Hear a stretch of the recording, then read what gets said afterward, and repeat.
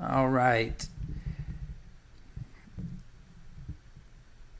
Let us know in the chat if the audio is fixed. Looks like we're good now. Are we audible? Sorry, you guys. All right, great. All right. Thanks, you guys, for coming by. We're having a discussion tonight on is there evidence for God? We have TJump, Skylar Fiction, Greg, and Praise I Am That I Am. And we're going to get started here in a minute. If this is your first time by the channel, please hit the subscribe button. Hit like on this video if you like these types of discussions. We want to make sure everybody has a fair and equal playing ground here to have our discussion, and everyone gets to be heard. Now, with that, we're going to start with 6 minutes for each person. That's 12 minutes per side. We're going to start with the Christians to kind of give an opening and let everybody know where they stand. Then we'll kick it over to the other side. Then we will jump to open discussion and then to a Q&A.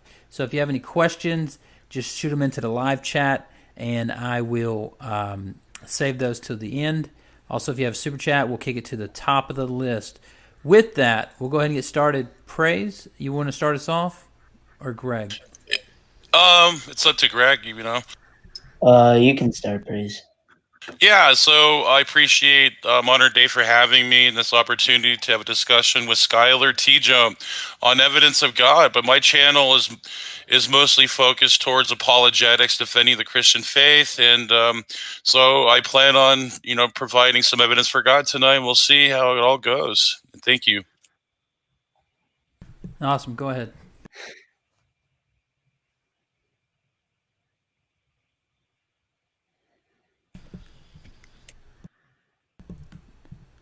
Greg. Aren't you going first? Are we doing introductions here? Go ahead and we'll just kick it over to you to start us off with an opening statement. Praise. Oh, okay. Yeah, go ahead. Okay. So I'm going to share my screen real quick. Can you guys see that? Yeah, I can see it. All right, cool. So this tonight's debate is on evidence for God, and the contents of this presentation starts out with atheists disqualify themselves from being arbiters of evidence. The next part is evidence for God and PSI. The last part is evidence for God and documented miracles. So the first off, why atheists cannot be arbiters for evidence of God. Atheists have no basis to qualify or disqualify something as being evidence for God because they don't even know what constitutes evidence for God in the first place. What convinces them is ultimately unfalsifiable, therefore cannot be used as grounds to dictate whether something is evidence for God or not. Scientists merely conduct experiments and record data, so they cannot be used as arbiters of evidence for God. Since the data requires extrapolation and interpretation, there must be an objective framework in place to justify something is evidential. And we have these buzzwords, evidence, proof. But here's the thing, evidence presupposes an objective metaphysic because it is conceptual in nature and axiomatic epistemologically. Therefore, through process of elimination by virtue of syllogism, atheists unwittingly negate themselves from grounding such axioms as evidence or proof, because science only deals with approximations and probabilities. In order to measure probabilities and approximations empirically, there must be an objective standard in which results are weighed against. Since the materialist worldview cannot account for distinguishing objectively true propositions from false ones, therefore only the Christian worldview can. Now I'm going to get into parapsychology's evidence for God. The peer-reviewed paper pictured below provides extensive evidence for PSI, known as parapsychology. What does PSI consist of? The definition straight from Webster's dictionary is as follows: a field of study concerned with the investigation of evidence for the paranormal, telepathy, clairvoyance, and psychokinesis. The paranormal, by definition, means supernatural, or what is beyond science. As T.N. Meyer lays out in his book, Jesus Christ, Super Psychic, a bold explanation of biblical mysteries from the viewpoint of parapsychology, Jesus is not only the only religious character to champion parapsychology by exhibiting discarnate spirits, clairvoyance, clairaudience, precognitions, apparitions, apports, dematerialization, out-of-body experiences, and influences from the etheric realm. But he's not only that, he's the only one historically to do that. However, what's incredible is the amount of evidence for PSI is paralleled with the field of general psychology, which means there's thousands upon thousands of papers as outlined by the paper shown below, which is called the Experimental Evidence for Parapsychological Phenomenon, a review. And here it is. I put it right there.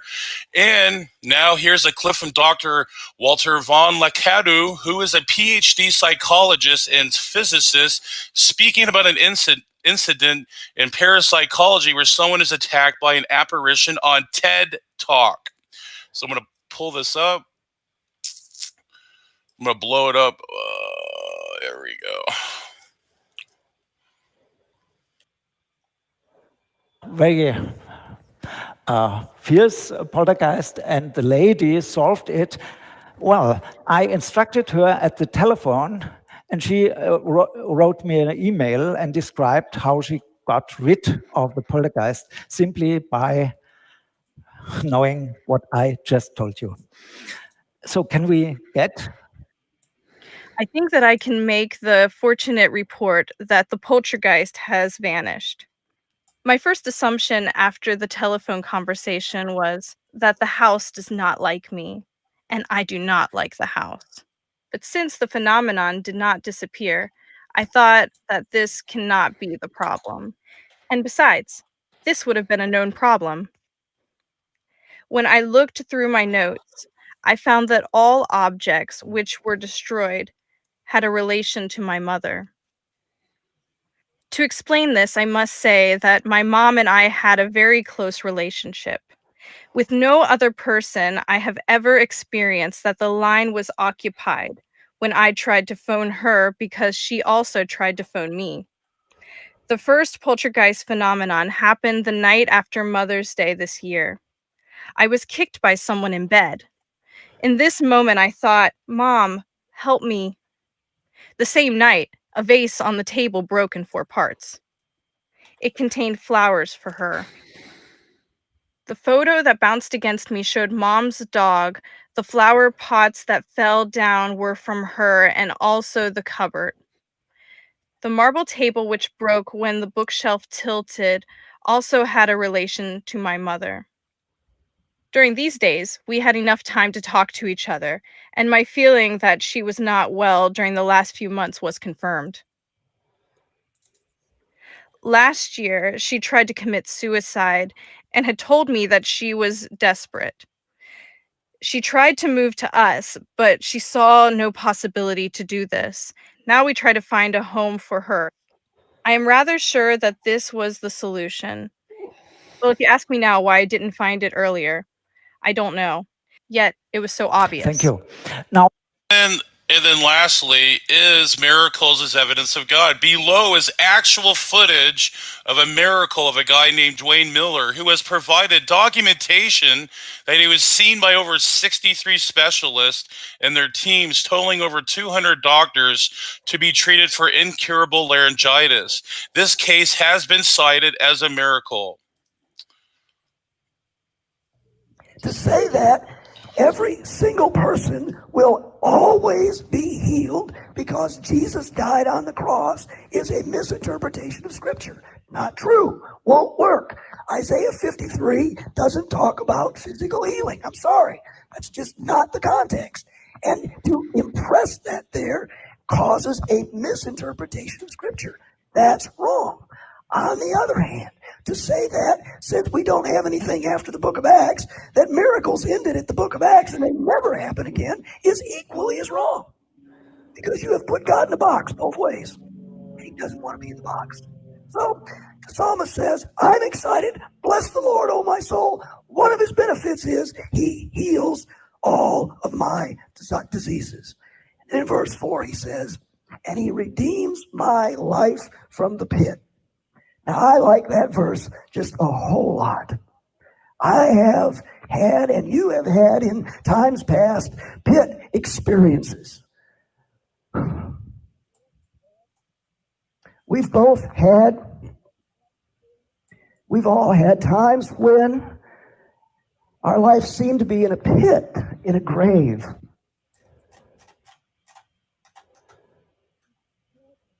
And we didn't have an answer for the pit we find ourselves in.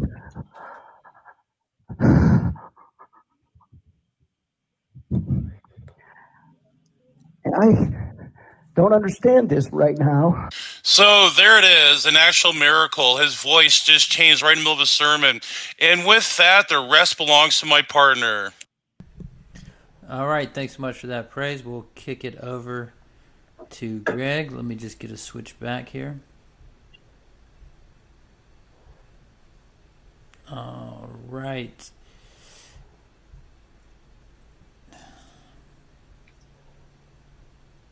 One sec. Let's remove that. There we go. Sorry about that. All right. Should I just start now? Yeah. Go ahead and start. I just got to fix the clip real quick. All right, no problem.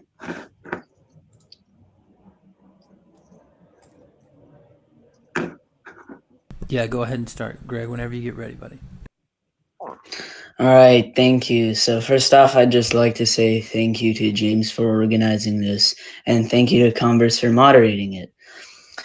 So I'm really excited for this debate. You know, the question of whether or not God exists is one that has plagued humanity for thousands of years. Philosophers and theorists have all been at each other's throats from it.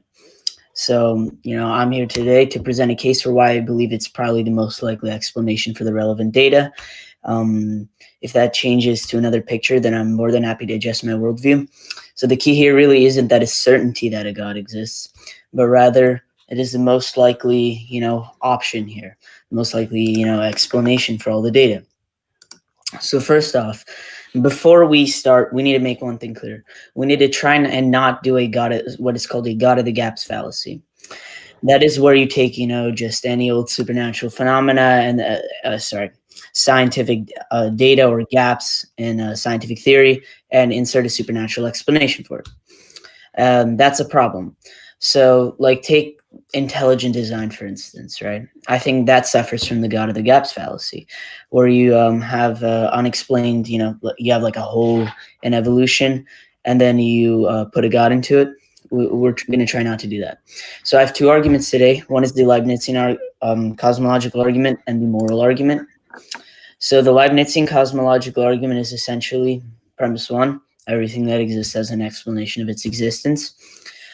This is commonly known as the principle of sufficient reason, and it would be ad hoc to attack it because you'd also have to accept it in order to attack it, because people generally accept that there is sufficient reason for the logical conclusions that we form. The second premise is the universe exists. That would probably be, if we're going by a rational discourse here, that's probably the most reasonable option to go by, if we're trying to get anywhere, really. The third premise is, therefore, the universe has an explanation of its existence, since it exists. Premise 4, if the universe has an explanation of its existence, that explanation would most likely be a deity known as God. The reasons for this would be that, for instance, the universe, I argue, is contingent. I have a few papers on it which demonstrate that, and due to that, and since and we have a contingent set of things that all causally explain each other, and that can't go on infinitely due to various problems with the infinity, which I'm happy to go over in this discussion, and therefore it must be a necessary explanation for the contingent explanations. And I would argue that this explanation is more or less necessary agent causation would follow instead of event causation. So I would argue that it's an agent. And that's more or less what would generally be considered a God. It's also non-physical because it can't be made of any substances we know of in the universe, since it would be made of contingent substances, therefore not making it necessary. And this is, more or less closer to what people generally accept, as a God. And the second argument I would have is the moral argument, which is that morality is a rational enterprise. I think you both would agree with this, which is that if you guys are cognitivists, I have a few arguments. If you guys disagree with that, I'm more than happy to go over it. That moral realism is true, as has been demonstrated through something called the argument from epistemic realism. I'm also happy to go over that throughout the debate. And the fact that the moral problems and disagreements amongst humans are too much for us to assume that these are grounded in humanity. And therefore they're grounded in a necessary rational source. And that source is also what we generally consider to be a God. And yet those two are my arguments. I think those are I think God would not be the utmost, necessary, must be the solution to it, because some of these premises might not be true. For instance, we might find out that actually moral realism is not intuitive. We might find out that the universe is actually necessary if any papers come through. And if that's the case, then these arguments would be invalid and unsound. But other than that, yeah, that would pretty much conclude my opening statement. Thank you. All right. Thanks so much for that. Now we'll just kick it over to the other side. Sure, I'll start. So everything Prez said was bullcrap. Atheists can differentiate imagination from reality perfectly fine. It's not a problem. You don't need an absolute certainty. You don't need grounds for knowledge. Prez just doesn't understand the philosophy behind it. Not a problem. Parapsychology is a quack science. It's not indicative of the supernatural at all. It's just indicative of an unknown natural thing. That's it. There's no evidence that it's connected to a God. They're just unexplained phenomenon, which is why the vast majority of experts in every academic field reject it. Once they publish papers that can actually demonstrate it exists, that's perfectly fine. Until then, it's just a God of the gaps, as Gregory accurately pointed out. We can't just add God of the gaps and here's something that can't explain, therefore God, not evidence. The video of the guy getting his voice back, yeah, that's happened to me in like 3 different videos where I lost my voice and got it back. There's nothing special about that at all. It's just when your voice dries out, especially when you're crying like he was, the liquid covers the back of your voice and makes it easier to talk. Not a miracle. Common practice in every science. We know it, which is why that was never published in any academic paper on parapsychology. It's not evidence of miracles. It's just a guy got his voice back. Nothing special. The 2 arguments that Gregory listed, the Leibnizian cosmological argument, PSR is rejected by most philosophers. It's a highly controversial principle. It really isn't accepted at all, except by theologians. That's it. So it doesn't actually have any application whatsoever. We agree that the universe had a beginning, and that beginning was probably a natural beginning by the consensus of every expert in every field of physics, cosmology, everything related to the universe. So you don't need a God for that at all. God doesn't even work for that. And if you think God does work that, we can just apply the same solution to a natural universe and it works better. So literally doesn't work for God at all. Moral argument, I agree in moral realism, unlike Skylar. Skylar is not a moral realist. So, but that doesn't indicate a God either. You can have moral realism without a God. Vast majority of philosophers are moral realists and atheists. You don't need a God for that either. So even if moralism was true, doesn't indicate a God. But I would like to hear what Gregory's argument was, the epistemic something or another. So I'll hand it over to Skylar. Yeah, I don't think I'm going to have too much more to say. I think Tom kind of hit right the nail on the head there. Yeah, I there's a couple things I found odd about Praise's argument. We're having a general God debate, and basically we made an argument for the Christian God in so many ways. That really wasn't what the debate topic is. It's what I wanted to debate, but anyways. So the other thing is, yeah, people change their voices. Yeah, people can pretend. We have people that make a living literally doing different voices for people. I felt that was really just more of a video about preaching to somebody. Yeah, I go with paranormal as BS also. Yeah, precept's just kind of boring, right? Just because the theist is going to have an empty claim in the end. They're just going to say that God gives them special knowledge of some form, an undemonstratable claim, and then they're going to try to hold the non-believer to that standard and say, well, you can't, account for anything, which, yeah, I don't really find too compelling. Yeah, I'm more interested to kind of hear some stuff Greg had said. I'm not a moral realist, as Tom has already articulated. So I didn't find that argument very compelling. But yeah, I think we'll leave it at that. I don't really have much to say. All right. Well, let's just go ahead and kick it over to the open discussion. If that's okay with both sides, and we'll get right into it. Actually, I'd like to start with Greg. So if Greg could, sure. He said he had an argument for moral realism. I'd like to hear that. All right, yeah. So my argument for moral realism would be the argument from epistemic realism, which is that moral facts behave in similar ways to epistemic facts, such as like an epistemic duty. Let's just say is not strawmanning each other, not misrepresenting positions, things like that. And you ought not to in order to follow logical principles, and it's similar in some ways to moral facts. So, epistemic oughts and moral oughts, since they're almost identical in how they operate, I would say that moral realism would probably most likely be true based on this fact. This is not the best argument, honestly. I think a better argument would be the argument from intuition, which is that since morality is intuitive, and I have a few papers on that. Since it's intuitive, then that would be then the burden would be on the moral skeptic to provide an argument, to provide a defeater against the intuition. Those would be my two main arguments. I don't think moral realism is the best supported theory, but I think it's most probable based on the arguments. Yeah. So your first argument doesn't work, even if moral facts work in the same way as epistemic facts. That doesn't mean they're objectively true. It's just a system of language. So epistemic facts are just a system we've made up in our heads to do things. So if you want to be logical, you follow a system of logic. That doesn't mean logic is true. Logic isn't true. It's just a descriptive system. Well, so, it's true. It would be objective, right? So no. So logic isn't true. Logic is used to describe reality. So if it describes reality, then it's true because the sentence describes reality. But logic itself isn't true. It's right. Not a thing. Yes. So morality is the same thing. Morality isn't true. It's just given your argument. It's just like the laws of logic. They're descriptive facts. You can use them as describing actions people do, but that doesn't mean that they're correct. That you couldn't just change the definition to make them a different definition. Right. And I wouldn't argue that morality is necessarily true, depending on your definition of true, obviously. But I would assume that morality would operate in the exact same sense as you have described logic, which is, based on a system, right? It's true based on, a set of preconditions that we have. So we use logic in order to deduct statements. When we make arguments, against someone, we make sure not to, we follow certain things like epistemic duties in order to go across that, truth claim or.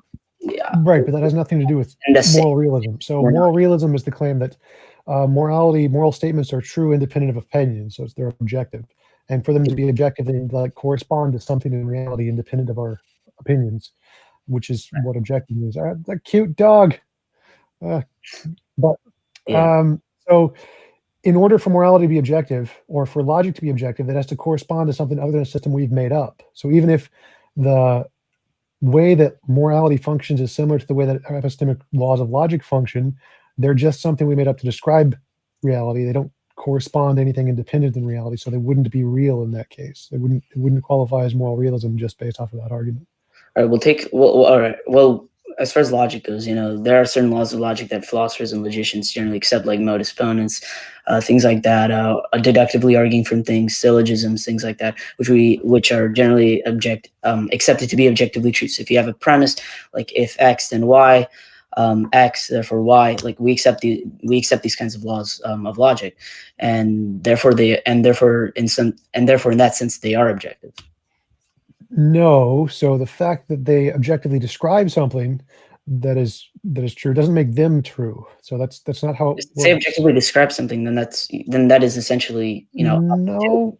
Again, so for example, take the transitive property, just A equals B, B equals C, C equals A. Dogs are chickens, chickens are cats, therefore cats are dogs. You can have the valid form without having a sound, true argument. So the fact that the argument can be valid, like a valid logical form, has nothing to do with truth. Truth is the soundness part. So I agree. The systematic functioning of the epistemic principles is the same as the moral principles, just like it's the same with C++ or any formal language. That doesn't make them true. For them to be true, you have to show that it corresponds to something to reality. The premises are sound. So just showing that the validity of the moral framework works the same way as the validity of logical framework doesn't tell us anything about moral realism. Moral realism would be the soundness part. Yeah. So basically, look, I would accept that. Yeah, it's just because something is logically true, then that doesn't mean the premises are sound. But you just agreed that logical principles are objective and can be used, because I wasn't talking about the soundness of the premises. I wasn't just saying, just because you can construct a logically valid argument, but you did accept the objectivity of logical validness. So moral realism is the soundness part. Moral realism is that it has to be true about reality in some way. So it has to be real, not just follow a formal structured language. That doesn't work for realism. And I kind of wanted to change gears real quick, because all I seen was a bunch of hand waving and pivoting off of my experimental data with peer reviews. So you can't just say, "Oh, it's not valid because I don't like it." That's basically what I heard from Skylar in TJump. So would you please address the backstory of Dwayne Miller? He's seen over 260 doctors, 90 specialists. It wasn't, a sore throat. No, Tom. He actually was diagnosed with nothing about that is miraculous. There's all kinds of healings all the time. Nothing about that is no. You don't get to shift the goalposts here. No, that's a miracle by definition. No, there's nothing miraculous about that. It happens all the time. No, it doesn't. Yes, it does. No one that was diagnosed with an incurable laryngitis all the time. No, it doesn't. Literally It does not. Thousands of times. Prove it then. Prove it. I can prove it very simply. You can go ahead right now. Prove it right now. It's literally prove it right now. Prove it right now. Google the word spontaneous remission. It happens all the time. That's an opinion. I want proof. No. Praise. This is a fact known in every scientific field. Spontaneous remission is a common feature in medical diagnosis. We know it all the time. Praise. You being ignorant of science isn't a problem. Then prove it. Let's see it. I want to see a citation. The word spontaneous remission. It's like saying Google the words cancer. This is so well known in the field. You can just look up the word. Spontaneous. No, vocal cords. His vocal cords were completely. It doesn't matter. No, he had completely mangled.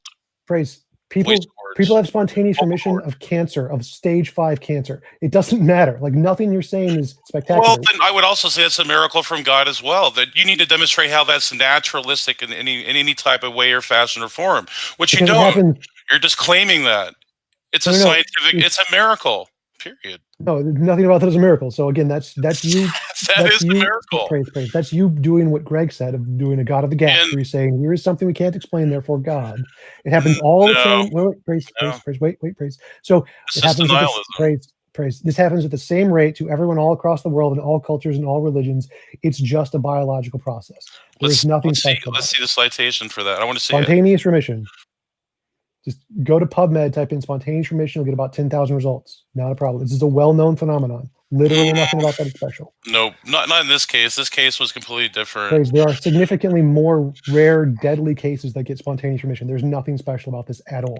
You literally just posted a common feature of things that we know about all over the world and said it was miraculous. No, because you need to show that spontaneous remission is even possible with laryngitis. So I think we have it with stage 5 lung cancer. That's a straw man argument. There's literally no disease. Who said cancer and laryngitis are on the same level medically? You need to demonstrate that. Cancer is harder to cure than laryngitis. Claim. That's an opinion. Oh my God, praise. There's You're just hand waving it away. You don't understand the medical field here. Here's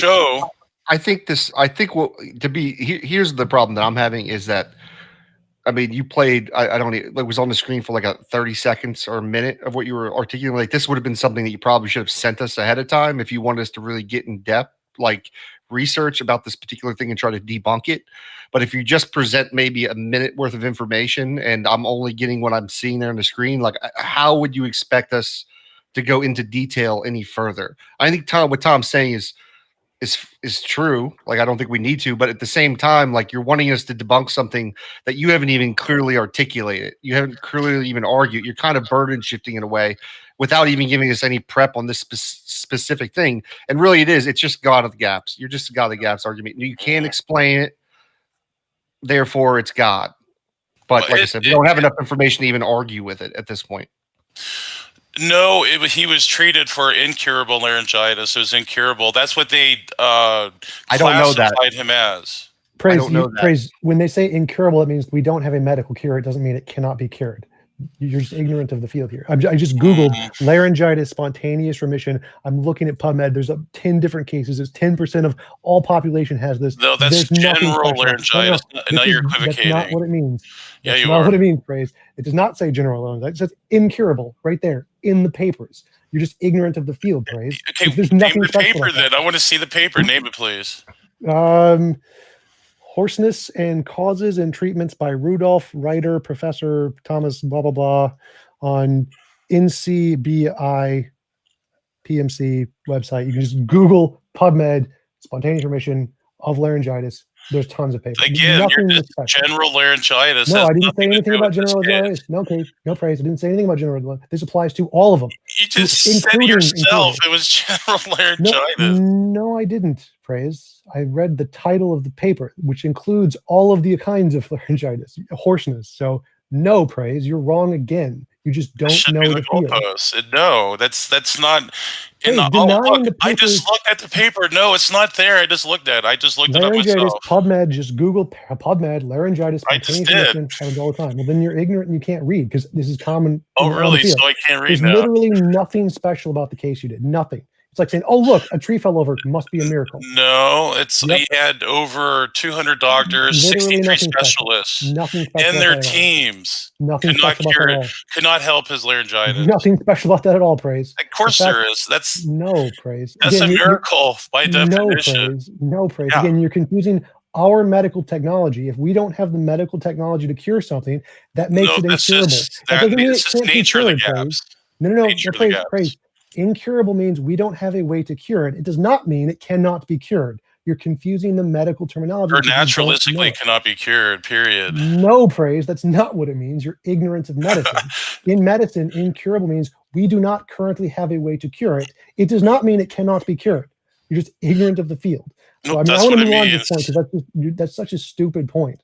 Let's move on to something more interesting because I've debunked that. And you didn't debunk anything, but parapsychology is another one. And you guys decided to pivot off of that as well and try to shift the goalposts on that. I gave a paper that was demonstrated in the peer review literature, and it says that it is legitimate science. It's just as legitimate as psychology itself.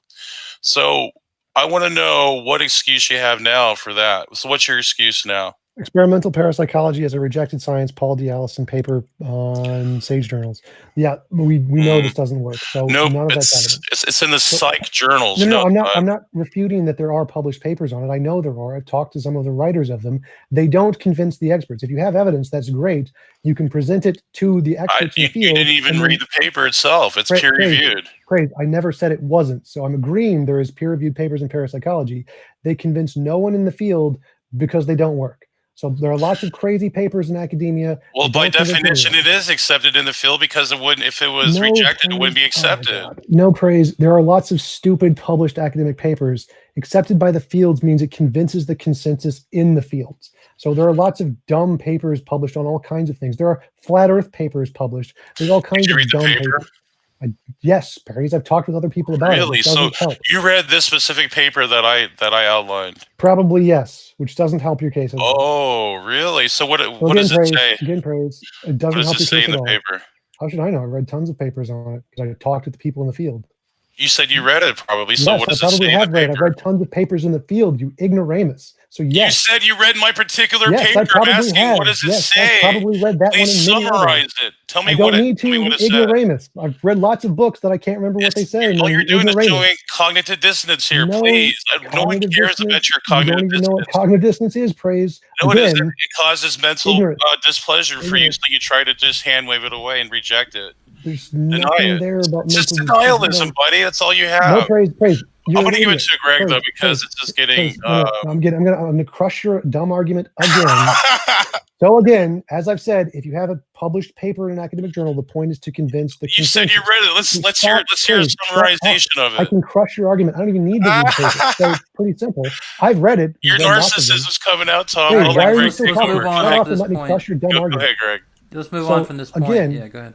So again, Praise's stupid argument is that there was a published paper, therefore the published paper is true. Clearly not the No, case. that's not my Stop argument. interrupting, Praise. Stop interrupting, Praise. So we know that just because there's a published paper on lots of stupid things doesn't mean that that qualifies as anything. Like there are dumb papers, inspiring philosophy posts for mental, like the holographic principle, and that we're all in a big program. Like, yeah, there are dumb published papers in journals. That isn't evidence. You said you read it, though. What does it say? Stop praise. So again, the fact that there is a published paper isn't evidence of anything. It would be evidence if it could convince the consensus. No one is convinced. Praise's paper is just a dumb, random paper published by a niche scientist, like inspiring philosophy, not evidence. All right. Let's get the other guys in here. All right. So would you like to continue discussing the moral argument, or would you like to get into the Leibnizian cosmological argument? Either one's up to you. What do you think is more important? I say probably the Leibnizian cosmological argument is more important, I guess, so to speak. Okay, so my take on that is we can grant there's a necessary thing. It can just be natural. There's no reason to conclude it's God at all. Also, the PSR is rejected by most philosophers. It's highly controversial. It's literally in the first line of this Stanford Encyclopedia of Philosophy on it. Okay, so let's go through the first point, which is that it can be a natural event, but I would doubt that, since agent causation, because since event causation would lead to an infinite regress of events, and it would have to be non-physical as well, because a necessary substance cannot contain contingent things inside of it. Otherwise, it wouldn't be necessary. Right? No. So necessary is a made-up abstract criterion that we've made up. So we can put in any kinds of things, and it doesn't correspond to reality just because we've defined it in a certain way. It could be anything. Energy could be the necessary thing, and it could have lots of independent parts, and there's no problem with that. The fact that we arbitrarily define it as, well, this is the way we'd like it to be, doesn't necessarily correspond to reality until you can demonstrate it. So all the theologians have done is they've made up a definition which they think is true, and then asserted that it corresponds to reality with no evidence. Until you can demonstrate the necessary thing, or the property of necessary has this specific criteria of the way it is, then it's just your assertion. This is an argument from ignorance of you. I imagine it to be this way, therefore it is this way. Well, no. I would say, for instance, for when we talk about the definition of a necessary would just simply be like, let's start with a basic example, just like a proposition like all bachelors are unmarried. That would be necessary. If we're talking in a modal context, it would be true in all possible worlds. Like, this is more like, I'm not trying to make an ontological argument here, but that would be a necessary thing. I guess some could consider numbers to be necessary, and basically a necessary thing is something that could not have failed to exist, no matter what world it is in.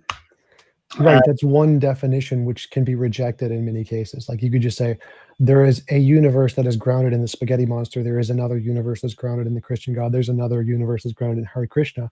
And so each universe can have its own necessary thing, which just grounds that one universe, but doesn't exist in any other. There's nothing in any accepted definition of necessary that entails there is one thing that exists in all possible universes. Again, that's just a made-up definition by theologians that most philosophers reject, like all of them. Well, look, if it's only in one universe, if like something is only in one, modal universe, because if we're talking in a modal context, that means logically necessary must be the case in all possible worlds. That all unmarried people are bachelors. That wouldn't just be in our universe. That would be in another. Because what you're getting at here is physically necessary, but I'm not talking about physically necessary. I'm talking about logically and metaphysically necessary, which I would argue that a God would be. Which wouldn't apply. So again, the physical reality isn't contingent on logic. Logic is a language made up by humans. So what's logically necessary is just the way we've defined terms, which is just how we've defined terms. So that wouldn't apply at all. You can't extrapolate from our definitions of logic to what is the fundamental nature of reality. Again, there's no logical contradiction, which each independent universe having just one grounds of the spaghetti monster in one, and the Christian God in another, and Hare Krishna in another, or just energy in one. There's no logical contradiction there at all, which is what the modal logic is arguing, is that there is a logical contradiction in that statement. Well, would you argue that certain statements are logically necessary? Descriptive statements are logically necessary in the language, yes, not in the world. What do you mean by in the language? If you make a statement means X and not X, then that would be necessarily contradictory because of the language you've made up. But would you agree that, for instance, all unmarried people are all bachelors are unmarried would be a logically necessary statement based on the current definitions we have? Sure. Okay, so there are certain necessary things. It's not just something made in language based on definitions. Yes. Okay, so so I'm trying to understand here. A thing cannot be itself and not itself at the same time. I'm willing to grant that. Yes, that's a necessary, true statement. Right. So what I would argue is that a deity, a necessary deity, would be necessary from a logical and metaphysical perspective, based on what I just gave. There's a set of you didn't give any justification for that. You just asserted it. Say that again. You didn't give any justification for that. You just asserted it. So again, my argument is that I can have one universe with the spaghetti monster, one universe with the Christian God, one universe with Hare Krishna. There is no logical contradiction there. There is nothing that would require one necessary being to exist in all possible worlds. This is not something justified by anything you've said. Well, that's kind of a reversal of what I was, I guess, a reversal of the order of what I was saying. I'm not saying Christian God, therefore necessary. I'm establishing. No. Again, you're arguing there is one necessary thing in all possible worlds. I'm saying that statement is just something you've made up. There is nothing to support that statement. You can have a bunch of worlds, each with its own necessary thing, which is dependent, or which is only in that one world. So that statement that you made, that there is a necessary thing that exists in all possible worlds, which is how it's defined in modal logic, is just a made-up definition which doesn't necessarily follow that there is such a thing that grounds the reality.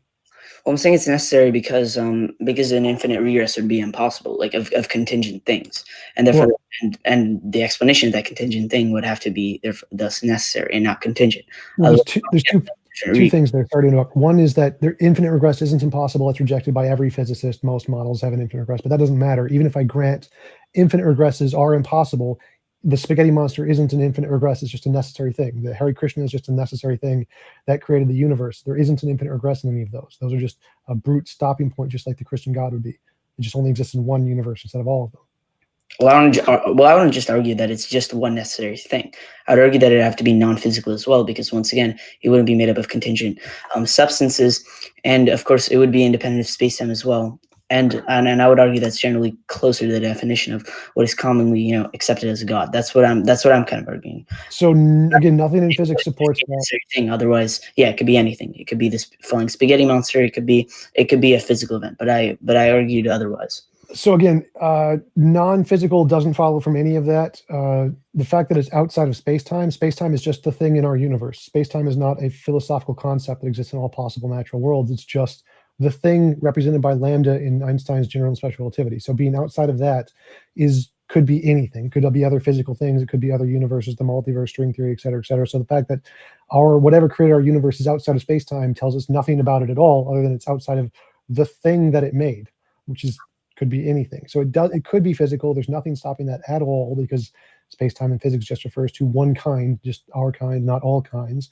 Secondly, even if I granted it was non-physical, it could still be the spaghetti monster or Hare Krishna or any other infinitely other gods. Being non-physical also doesn't indicate that there is a necessary being that exists in all possible worlds. There's infinitely many such possible beings. Okay, well, two things. The first is on the non-physical point. It would follow that it would be non-physical since the concept of physicality is fundamentally a contingent concept. So just to interrupt right there. So our concept of physicality is we don't know everything about what physical constitutes. So there could be a necessary physical thing out there we just don't know about yet. So you're confusing our concept of physicality with the essence of ontology of physicality, which we don't know. Well, what would be the difference? Our ideas don't represent reality. We always have like a limited understanding of every concept. So there could just be more physical stuff, more qualities of physical stuff out there we just don't know about yet, like a perfect essence of perfect simplicity or whatever. Okay, well, first we'd have to define what physical means. And physical, as it's generally accepted, is just something that's tangible or concrete. Therefore, it could exist in one possible world, and it couldn't exist, it could not exist in another possible modal world. So therefore, it would be a contingent concept. So no, because that's definitely not the definition used in physics. Like there are physical properties of just geometries that don't physically exist. Like amplituhedron, emergent spacetime, those are physical things by the physical universe that don't exist in our spacetime. So no. I didn't claim that it existed. You said tangible. You said physical and tangible. These are non-physical, non-tangible things. Yeah, it's you're right. I would agree with you there. It doesn't have to be tangible. It could be non-tangible. But once again, and I would just like to finish my second point on independent of space-time. I would agree with you that it wouldn't necessarily be saying much, but the fact that it's independent of space-time would be saying pretty much one thing, which is that this is a necessary being, and that it's not, and that it wouldn't be observable in our universe. So when I said independent of space-time, I wasn't necessarily just saying this as like a big revelation. But I was objecting to the first one where you said this is a necessary being. Like, no, there could be infinitely many things outside of space-time that are non-necessary beings. Like there could be particles that exist outside of space-time that are non-necessary, they're perfectly contingent. There could be infinitely many possible beings that are outside of space-time that are not necessary beings in all possible worlds. The fact that it's outside of space-time tells us nothing other than it's outside of our universe. That's it. That's literally the only thing the statement means. I don't think infinite regresses are possible, because that would lead to, if we have an infinite chain of like contingent events, I wouldn't argue that wouldn't be possible, due to the fact that it would lead to certain problems, like what is infinity minus infinity? You know? Again, I didn't say anything about an infinite regress. And first of all, it's just infinity in general. There's a problem with the concept of an actual infinite. You know, there's not actually, but in physics, most models have an actual infinite. There isn't a problem there. Infinity is just a concept in our head. It doesn't. Again, you're confusing our concept with reality, but that is irrelevant to my argument, because I didn't say anything about an actual infinite existing. I just said there could be a thing that is purely physical that exists outside of space-time. There's no infinite regress there. There's no actual infinity there. Sure. I'm not saying that there aren't physical things. Like the explanation of the universe might be a quantum fluctuation. What I'm arguing is a strictly philosophical argument. It wouldn't be based on physics, right? Which is why people like Aristotle and Thomas Aquinas were already constructing arguments like this a long time ago. Which is that this is based off of philosophical necessity, not necessarily just here's the scientific evidence that the universe is this way and that quantum fluctuations cannot have caused the universe. Because I'm perfectly willing to grant that another thing, like a non-God being, would have caused the universe. I would disagree there with arguments such as the Kalam cosmological argument, which argue that, and that is an example of the God of the gaps argument, to say the cause of the universe is X, Y, Z, and we know for sure. Is it God, or rather? Wait, I think you're going down a rabbit trail. So again, my argument is that your definition of a necessary being is wrong. It's just something you've made up. I can make a different definition of a necessary being, which is a better and more accurate definition. Like, for example, I can say the spaghetti monster is a necessary being, and get rid of the all possible worlds. You don't need that for a necessary being. It just needs to be necessary in the one universe. And there's no logical contradiction with a being generating a universe and being the necessary cause of that universe with no precursors. It's just, it exists outside of space-time. Like the spaghetti monster exists outside of space-time, non-physically, created our universe, and there's nothing before it in our universe. And there's the same thing in a different universe. There's no contradiction here. So you don't need your definition of a... Right. But when you construct arguments, for instance, you have to accept certain definitions. Otherwise, we're arguing about two separate things. So so I accept your definition, but I'm saying your definition is wrong. Show me why your definition is right. I don't have to show him why my definition is right. When you talk about arguments, you have to accept certain definitions. Like, we accept that cracker means like something with wheat, or that's not a good definition, honestly. But we have to accept certain definitions in order to make arguments about crackers. Right. I accept what your definition is, and I say it's wrong. So I understand what your definition is, and I'm rejecting your definition as just being made up by you and doesn't correspond to reality. So I understand your definition. I know how you use the word, and I'm saying that's wrong. You just made it up. How do you show that it's right and it corresponds to reality, and you didn't just make it up? I'm not saying I'm not saying that it exists, the definition of necessary, because look, things cannot exist, for instance, and so we can still have a definition for them, and then we would construct arguments for why that thing exists, right?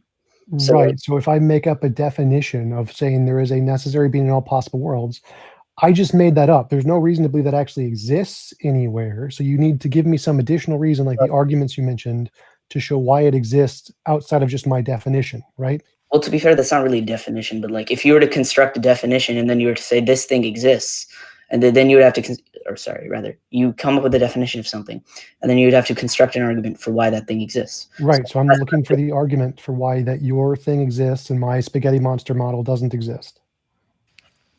Sorry, say that again. So I'm saying all of my spaghetti monster things can answer all of the things you presented.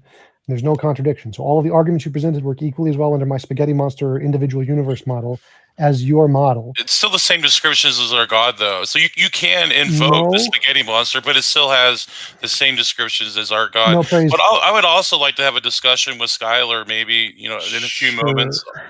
Sure, but no, so it's not the same as your God. I made mine out of magical spaghetti. Your God is not made out of magical spaghetti. Or No, it's still praise.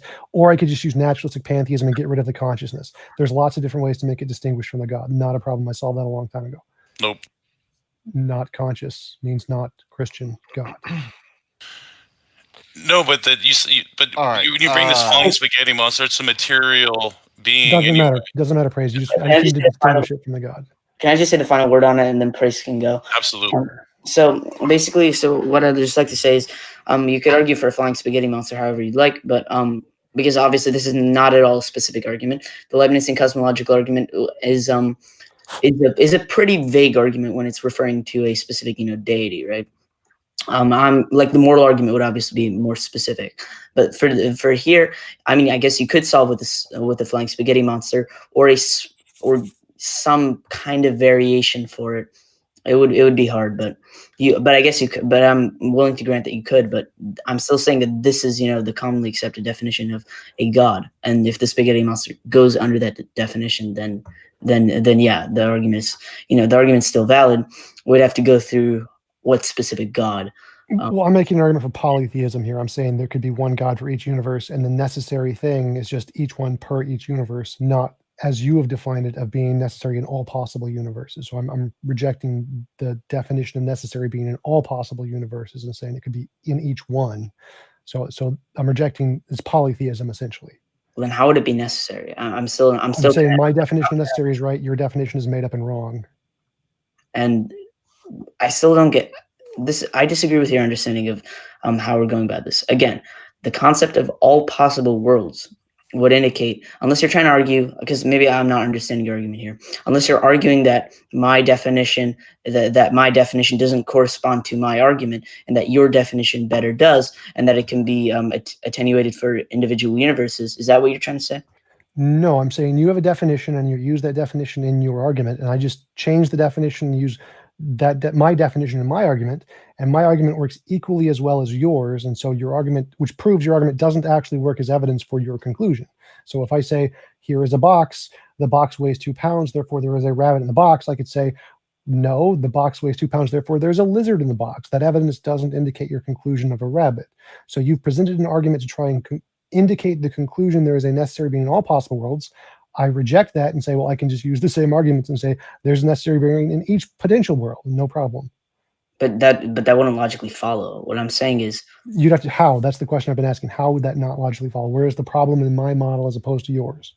Because your argument didn't go along the lines of my argument. It was different. Like how? You'd have to actually explain it, not just say it's different. No, because I'm really not following your reasoning here. Could you elaborate on it a little bit more?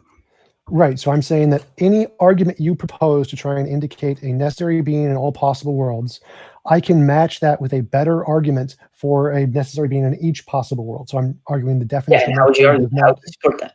What? And how would you support that? By showing that any of your arguments can be reflected and work for both conclusions, so they don't indicate your conclusion. So I'm like my box example. How would you do that? By taking your argument and then repeating it and changing the nouns. You didn't. No, that's not exactly how your argument was. Because you didn't really support your argument. I copied exactly your statements word for word. That's kind of my stick. So you said there's a necessary being that's required that needs to be non-infinite regress, non-physical. Okay, I can do that for each possible universe. Not a problem. No, you can't, because again, the definition of necessary, as I'm defining it, is something that it would be for. Again, your definition of necessary. Hold on. Wait. So again, your definition of necessary is your argument, but I'm using a different argument with a different definition. So you have to show that your version works better than my version. Just saying that your definition is different does nothing. Like, I know it's different. That's why I'm using it. Well, your version doesn't matter then if your definition is different as well. Definitions do not indicate truth. No, because you have a definition. That's a premise. Definition is a. I think we might be going in circles a little bit at this point. And maybe we can switch maybe around to. Let's hear something from Skylar. We haven't heard from him pretty much the whole time. Well, I think I'd like if I'd be fine with getting into the whole precept thing with praise for a couple minutes. That's fine if we want to go back and forth with your first thing you brought up about. I'm just kind of interested to hear how I can't have knowledge or I can't make any type of truth claims or anything like that. I'd be more interested to hear about that. Right. So before you can justify any type of knowledge, here's the thing that atheists don't have I'm not an atheist. Or I would say non-God believers. Okay. So non-God believers don't have what? So they don't have a basis to move belief into knowledge. So what moves your belief into knowledge? You need some type of demonstration. I mean, how are you defining knowledge in this way? Exactly. Knowing something is a fact. What I mean, no, that's not actually explaining what I'm asking you. Like, if I could demonstrate something that I claim, would that be a demonstration of knowledge? Like for instance, I know that I'm not your Christian God. I can demonstrate that. That is the synthetic. You know what a synthetic truth is? I don't know what you mean by it. Go ahead. What's a synthetic truth? So synthetic truths are based on empiricism, which means your senses to tell you something, or so you believe that is the case. So you need something. It is the case. Well, you would agree it's the case, right? Well, I'm not your Christian God, right? I'm talking about empiricism right now. So you need no. Well, the whole point of what you're saying is that I can't know anything. I can't have knowledge. I'm demonstrating to you right now that I have knowledge. Yeah, without God, right? So I don't have God right now. I am not your Christian God. I would be lying to you if I were your Christian God, and God can't lie according to the Bible. So therefore, it is impossible that I am your Christian God. And if I were your Christian God, I'd certainly know it, I would imagine. So I've just demonstrated knowledge to you that I can know things. So your whole premise is faulty. No. So you need a justification to validate that your knowledge, that your beliefs are knowledge. So what is your justification? Wait, I'm sorry. That is knowledge. I have knowledge of a particular thing. I just demonstrated knowledge. Is that not knowledge of something? You have a conceptual grasp. His knowledge was a logical contradiction. That was his justification. Repeat. I'm sorry. What did you say there? His justification was a logical contradiction. God says he can't lie. Skylar says he's not God. So if he was God, that would be a lie. So he can't be God. It's a logical contradiction is what he's arguing. Yeah. That's his justification. No, so again, we're talking about justification of a belief to make a knowledge. Well, no, you said I can't have knowledge. I just demonstrate that I have knowledge. No. I'm saying you have no justification for knowledge. You need to justify. Why? Why do I need that? Because this is arbitrary. Hold on, Tom. Is that just your opinion that I need justification in order to prove something to you specifically? Well, unless you can see that it's arbitrary on your part, yeah. What? Wait a minute. But how does this lead you to God? I'm sorry. That's what I'm trying to understand. Like somehow, like you have a knowledge that I don't, is what you're saying? No, I have a justification for knowledge that you do not. Okay. Can you demonstrate that justification? Can you prove that God communicates to you? It's axiomatic. So we have the laws of logic. So it's just an empty claim and assertion. No, I mean, what I'm talking about is a comparison of worldviews. So your worldview cannot justify anything, any knowledge, any truth. I don't justify it to you, maybe. Like maybe it's not justified to you, but I can demonstrate that I have knowledge. But once again, so basically what you're saying is, hey, Skylar, justify and demonstrate that you have a foundation of knowledge when all you have is an axiom that says God gives you knowledge. No, which is an empty claim. No, we have axioms that are verifiable through the laws of logic, but that's the issue. You can't verify that God gives you knowledge. How do you justify the laws of logic without God? I don't have to justify them. Of course you do. Because no, I don't. Yeah, you do, because then that means that you're incompetent in your worldview. What are you even saying? What are you even saying? I'm I'm saying, incompetent in my worldview. This isn't an argument. This is just empty assertions. Okay, yes, I got that empty assertion, right? But I've already demonstrated that I have knowledge, and I'm able to reason and to think. Listen. I accept. I could just have basic axioms, just like you. I believe that that I'm real. I believe that I exist. I think, therefore, I am. I'm sorry. No, I mean, let's just grant and say that I do. Okay, that doesn't get you to God. Yeah, of course it does, because the basis for logic necessarily invokes God. It necessarily is the case. Okay, how are you going to demonstrate that? Easily. They are non-temporal, they are immaterial, and they are tautological. What does that have to do with God? Because that's defining God. Of God. That is God. How do you know that? Through revelation, even so this. God told you so. Okay, yeah, there we go. Once again, you have an empty claim that God told you so. What am I supposed to do with that? We have the Word of God. I mean, We're not talking about the Christian God tonight. You're just talking about God, right? That was the debate topic, because I was told we weren't going to do the Christian God through email, because I wanted to have that debate this evening. Well, James never revealed that to me, because that's what I thought God means, Elohim in the Hebrew. Well, it was in the email thread, but that doesn't matter. Listen, that's not it's not your fault. I'm not saying it. But my point is, though, so let's go with that. That's fine. We can keep your Christian God. I'm happy to debate that.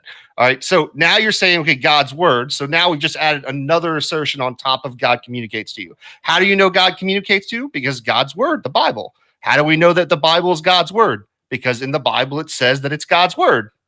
Is that where we're about to go? No, and the other things that the Bible reveals that are consistent with the laws of logic, they are married together. What? Wait a minute. Okay, so you now we've like I said, now you're appealing to a Bible. How do we know that the Bible is God's word? Well, can I just intervene here for a sec? Yeah, go ahead. So, Praise, I think he's trying to ask you. You made the claim that God gave you this to you through revelation. So you'd have to back up that the revelation is actually true, and that it is the word of God. That's what he's trying to say, because I think your assertion was bare. Well, I would say historically we have historical attestation for the Bible that verifies it.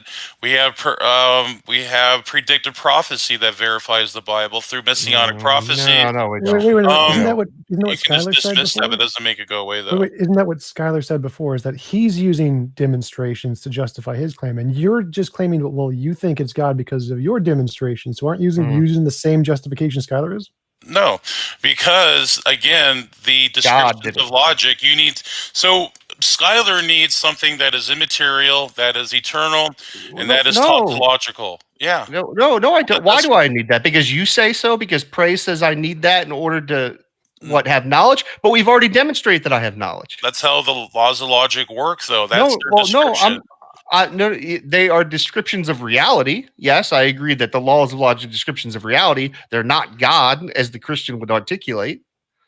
They're descriptions of something prescriptive, though. What does that mean? They are descriptions of something What are you talking about? Yeah, so something that prescribes us how to correct illogical thinking, but they are descriptive. That seems like you're just asserting that. I don't. What are you saying prescribes these things? You're basically saying God prescribes the laws of logic. No, that's the premise that you have to demonstrate. They're axiomatic, so we can access them mentally. That's not what axiomatic means. Like you're accepting them as axiomatic. That's your starting point. No, right? That's philosophy's general understanding. That's what they classify it as. Aristotelian logic. Look it up. No, they classify logic as descriptive. There's no prescriptive logic. Well, I never said they weren't descriptive. I said they're descriptive of something prescriptive. No, that's a contradiction. Yeah. So in philosophy, they're just descriptive. No, they're descriptive of something prescriptive, though. That's a contradiction. It's not. No, it's not. It's just like math is descriptive of something prescriptive. It's the same thing. No, math is also just descriptive. Like, I don't know what you mean when you say descriptive of something prescriptive. Yeah. Could you explore that? Skylar was right when he says that makes no sense. What does that mean? It means that they are accessible, that you can think upon them. That's not what prescriptive means, though. Yes, it does. It prescribes. We access them. Isn't it kind of like prescription? Like your doctor writes you a prescription. Like they are available for correction. See, if I said that up is down, we would say that's a self-contradiction. But what would make me say, is there just something that makes it descriptively true, though? No, we have to. It's prescriptive at the same time. I don't know what you're saying. What? I mean, I honestly don't understand it. Then I don't know what to tell you guys. Like, it seems to go over your head, But I don't think it's going over our head. I think you're just saying stuff that's nonsense. No, I just gave you an example. If I said something is up and down at the same time, could you show me that descriptively? No, because it would be a logical contradiction. Yes, it's conceptual. See, it's not descriptive because they're conceptual. No. That's a contradiction. What you did, it can't be up and down at the same time. Right. It's hot and cold at the same time. Conceptual is still descriptive, so I can describe my concepts. I'm thinking of a unicorn. That's concepts. No. The word concept, what the dictionary's definition means in the mind. Right. So they're not reduced to the brain, though, because if we can't find the law of logic in the brain, so it's the mind, immaterial mind. Sure, it's like I said, it's descriptive of something prescriptive. That still makes no sense. Like, you can describe everything in your mind just with descriptions. There's no prescriptions there. You're just talking about the way reality functions. Again, that's all you're doing. You're describing how reality functions. No, it's not. No, that's not an argument. It is. Like, you're just like that. Oh, praise. That's not an argument just to say it's going over our head. Right? It's your job. You're the one arguing for this. Like, you need to articulate. It. I know, but it doesn't. Conceptual. Do you know what the word conceptual means? The definition. Tom just explained it. Tom just literally explained to you how those are still descriptions. You want me to give you an actual description? I'll go look it up. Give you a specific one. I'm not going to do one off the top of my head. It's based on mental concepts. Yeah. But that's like, the term you used was descriptive of prescriptive. Mental concepts are just descriptive. You can describe all mental concepts with just descriptions. How does that fit your term descriptive of prescriptive? Again, if they were descriptive, they would not be mental. That you would say that they are merely descriptive of reality, physical, material, natural. Praise, I can grant. Let's just grant there is a non-physical realm. There is this non-physical realm made of bubblies, and the bubblies exist. What I just said was a descriptive statement of a non-physical realm, a mental realm. So no, that's still descriptive. They still prescribe us how to think, though. So your mind automatically, so all minds just automatically correct illogical statements? No, we have to think upon them. The fact we have to think upon them means they're prescriptive. What? No, that's not at all. That's like the rules of chess. Well, we have to think about the rules of chess. Therefore, the rules of chess are prescriptive. Like, we made them up. They aren't. There's no kind of automatic prescription there. That's not a thing. Then everyone would be logical by necessity. Then, so you have to demonstrate everyone's logical. Then, no. How is it possible to be illogical then? Because you can choose to be illogical. Your brain may not function properly. You may have a brain functioning problem where you're not thinking clearly. That's special pleading. I mean, you have to demonstrate that every mind is descriptively tuned into logic, and there's no evidence of that. What? And even logic isn't a thing outside of it. It's a description of our reality. You're confusing the word logic. How are you using that word there in that sentence? I'm using rational inference. That's what the definition means. Okay, inference. Okay, so I'm sorry. So you're saying that people can't be rational without God? You know the word inference? You know what that means? Oh my God! Just answer the question. It infers us how to think correctly. Even the what does it mean to think correctly? What does that mean to think correctly? No, it infers us how to use rationality correctly. What does that mean? It prescribes us to be rational. That's what it means. Yeah, and the rules of chess. Rational prescription. Honestly, wait, I think this got a little off topic, honestly, because I want to keep this with I want to keep Praise talking here, having the discussion, but I'm not sure where we're at right now, because original maybe we can move into something else. So infer. What is inferring in logic?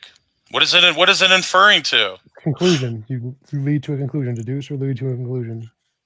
It infers us to the laws itself, the law of non-contradiction, the other laws, No, that's just observation.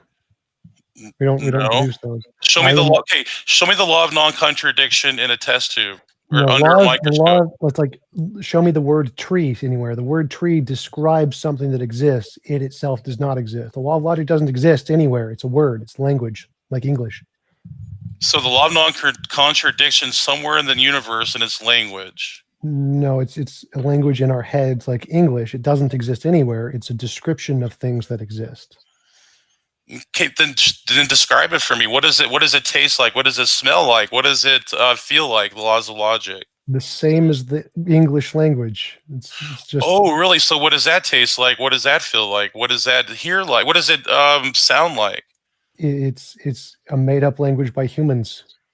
It doesn't exist. So you're admitting it's a non-physical then? It doesn't exist. It's an idea. So it's Praise, even if I grant you it's non-physical, that does nothing to help your case. It's still descriptive. It does everything to prove my case, because if it transcends natural paradigm, material, physical processes, then obviously that means that there is something transcendent. You have to qualify that in your worldview, and you can't. That would mean the laws of logic were transcendent. That doesn't mean anything else would be. So if the laws of logic are transcendent and exist, then you don't need a God because you have the laws of logic. Our God best accounts for the laws of logic. You have nothing else to. By definition, you fail because your worldview is material natural. You lose. That's game over right there. Making up an explanation isn't an explanation. So I can explain the laws of logic as brute facts. That's a better explanation than a God, 100% of the time. No, it's begging the question. Okay. All right, you guys. So yeah, let's move on. I just want to say, if anybody wants to ask a question, tag me in the chat, and I'll ask it here at the end. Let's go for maybe like another 15 minutes or so. And did you guys want to touch on either of Greg's arguments again? Yeah, that'd be nice. I just like to say one thing, though, because I think this topic shifted a little bit towards not from just does a God exist, but rather to does the Christian God exist?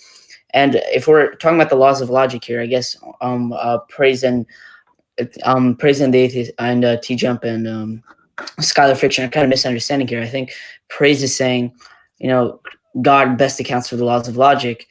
But I don't think you're clarifying enough whether the Christian God necessarily accounts for the laws of logic transcendentally.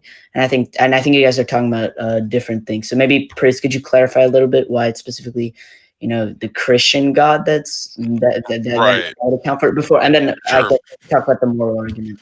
Yeah. So I would say the Christian God best accounts for the laws of logic because he's a necessary being, and he is through the argument that you gave, Greg, with he is the greatest being, the ontological argument. So if he is maximally great, then that would obviously supersede any other deities out there. And we have other arguments we can do to justify that he is a necessary being and the greatest, maximally greatest being.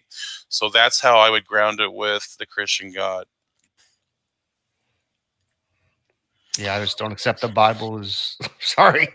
We're just going to go back to the Bible, and then you're going to say the Bible's true, and then be like, why is the Bible true? Because the Bible says it's true, and God said it in the Bible, and we're just in this vicious circle where we have empty claims and assertions. So I just don't feel this is a very good argument whatsoever.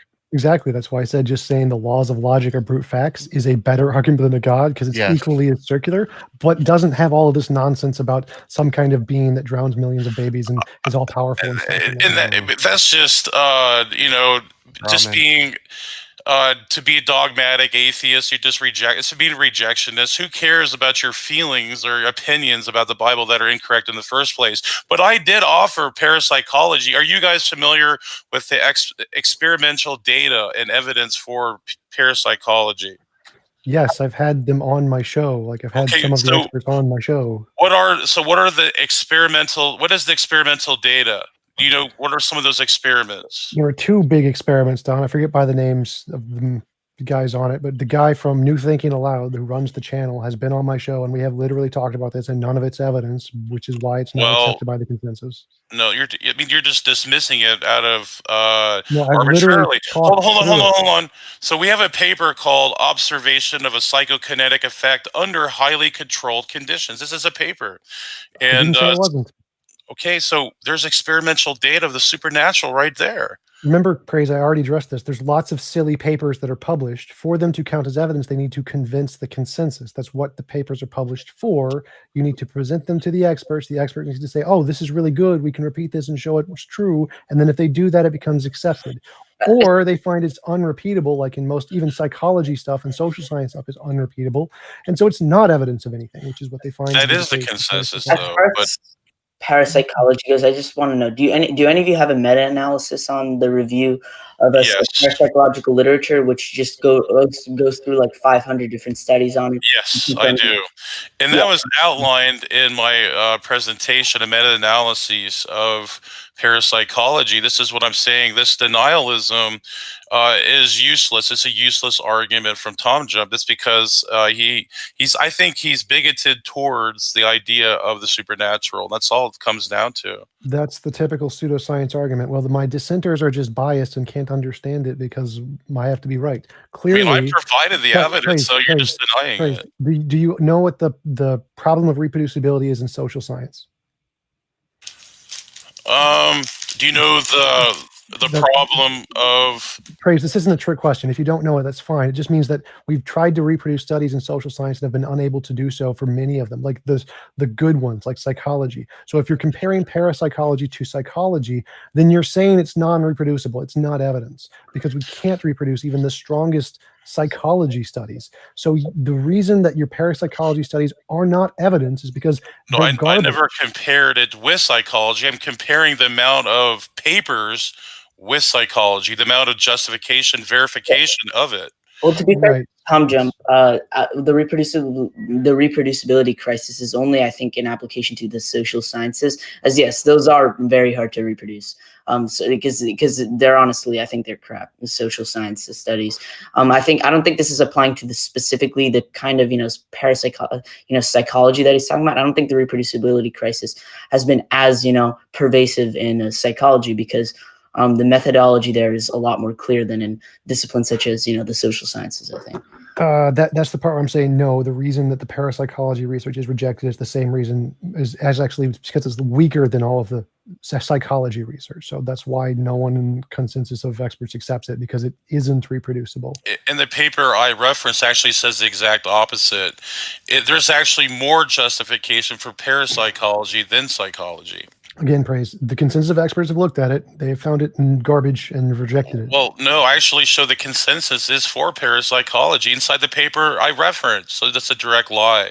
You're a pathological liar, Tom. Can we quote the paper or something? Like I'm open to. Well, no, let me quote it now. So give me something specific that we can sink our teeth into here. Okay, so here's the paper again. The experimental evidence for parapsychological phenomena, a review.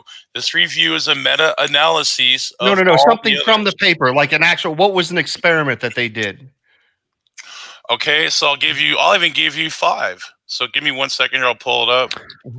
While you're pulling that up, you mentioned that nothing supported what I said. The scientific consensus is that there is insufficient evidence to support the existence of psi phenomenon, quoted by Simon Higgert, 1995, Rupert Kogan, 1998, Charles M. Wynne, 2001, Terence Hines, 2003, John Dilkvist, 1994, William B. Dress. Useless. The consensus is the expert. These are all polls with representations of the experts in my paper. field. It mentions the consensus is for the validation of parapsychology. When they're wrong, because these papers are right. Like no one cares about your opinion. Show me where it says that. I'm going to give you. These are wrong. So my papers say this is the consensus. I'm willing to bet if I just go to any college and ask them, I'm going to be right on this, and you're going to be wrong 100% of the time. I'll bet you $1,000. I bet you put $1,000 on the line right now. Definitely. I'm going to go with Put all them of on the these line. papers and do that for sure. 'Cause Put all these papers are $1,000 right. on the line right now. Sure. I challenge you. Sure. Okay. All right. What was the name of one of the Bet. experiments? Give me one of the names of the experiments. Okay, So I so can it's look it up myself. psychokinesis on random number generators, psychokinesis on living systems, ESP. All right, let's in do the that on GAN living field. systems. Tell us what happened on the living systems one. Okay, so in the living systems, there were biological systems, mind-matter interaction, or the psychokinesis, and more recently, some researchers refer to as the mental interaction with living systems, the ability to monitor internal functions of the body, including nervous system, using EEG and biofeedback technologies, has provided an opportunity to ask whether biological systems may also be affected by intention, which goes into idealism, which what we would say idealism is So how were the tests? So how were the tests done? Tell me how the experiments were done. Sorry to interrupt. You can go after Praise, but do you want to get into the moral argument after this, like in like the after and like in like 2 minutes?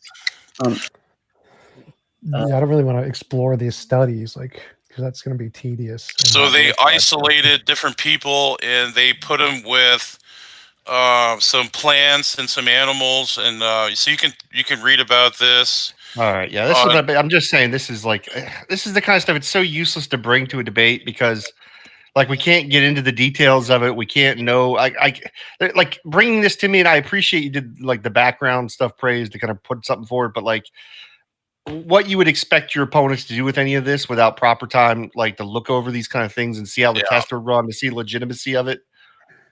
It's just not really much we can do there. But yeah, that was the exact paper that was brought up by the guy from New Thinking Aloud on my channel. So it is the one I've read. I did know I read it. And yeah, it's not evidence as the 8 papers I just listed that do talk about the consensus. And if you can find... No, mine is a meta-analysis. That means I have thousands of papers being referenced. This is the consensus of all of the experts, not just the papers. So that's literally what I just quoted. The scientific consensus. That's flat-out disinformation. I mean, the paper I just gave is a meta-analysis of all papers. Meta-analysis does not mean the consensus agrees with it. You need to publish the paper and then get the consensus to agree. Well, I mean, you can check it out. You're just denying it. I'm not denying let's move I've on seen to the this point. Go we're ahead, in Greg. impasse. Yeah, let's move on. Well, I did want to Praise, could you find where it says the consensus agrees with the paper? Because I want to read that part. Okay. Later is fine. You can email it to me. Do you guys want to? I'm sorry. Do you guys want to discuss the moral argument now and then wrap up and go into Q&A? Sure. Jump right into it. Let's give it about another 5 or 10 minutes. Yeah, go ahead. So, TJump, as far as I've known, I've looked through your channel. Are you a natural moral? You're a natural moral realist. Is that correct? Yep. Okay. So, as far as how I would argue for a God is, I just want to object to the natural moral realism, which is, for instance, that have you ever heard of the is-ought problem, which is that it's faulty to make statements about ought, which is based on statements about what is, because I think that's what people like Sam Harris, and Sam Harris, who wrote the book on objective morality, would suffer from. The is-ought problem applies to both natural and supernatural and God. It applies to literally anything. But mine solves that problem, and so does most models of natural moral realism, because we get rid of the oughts. So that doesn't apply to natural moral realism, but it does apply to a God. Well, I guess if you were to construct a specific kind of argument, then yeah, I guess someone can make the is-ought fallacy, but it's a fallacy. It's not just like in every single instance of God and natural moral realism. I guess the reason why would the natural moral realism specifically would suffer from that is because it makes a claim that dopamine, like this is Sam Harris specifically. I'm not quoting you on anything, but he says something like dopamine goes up and therefore it's beneficial. And that would be an is-ought fallacy. So I'm not sure if you make a similar argument like that, or no. The natural moral realism gets rid of the oughts. Like if you just go to the Stanford Encyclopedia, go down, there's Cornell realism, and there's one Jackson realism, I think is where it is, and it goes through how you can get rid of the oughts in a systematic way and just take them out. So you don't need the oughts at all for an objective model morality. But again, the is-ought problem and G.E. Moore's open question argument apply equally to natural and supernatural. It doesn't apply specifically to natural. It applies equally to both. There's no more or less. Okay, so but natural moral realism would make the claim that you ought to objectively do certain things, right? Like you would agree with principles like you ought not to murder or you ought not to steal, right? They're secondary principles. So morality is purely descriptive. If you kill somebody, that's immoral. It's just a descriptive statement. And then from that descriptive statement, you can say, if you want to be moral, you ought not do that. But the ought is irrelevant to the morality. It's like it's immoral whether you ought to do it or not. Okay, well, where would be the grounding of the immorality of doing such a thing? It's a description of reality, of the morality. So if you say something is heavy, that's a description of its gravity. So you can have moral statements be descriptive without any kind of oughts. Oughts are secondary. It's like, Well, I weigh, I ought to lose weight. The ought doesn't change the fact of your weight. So it can be an objective fact that you weigh this amount, regardless of your opinion on what you ought to do.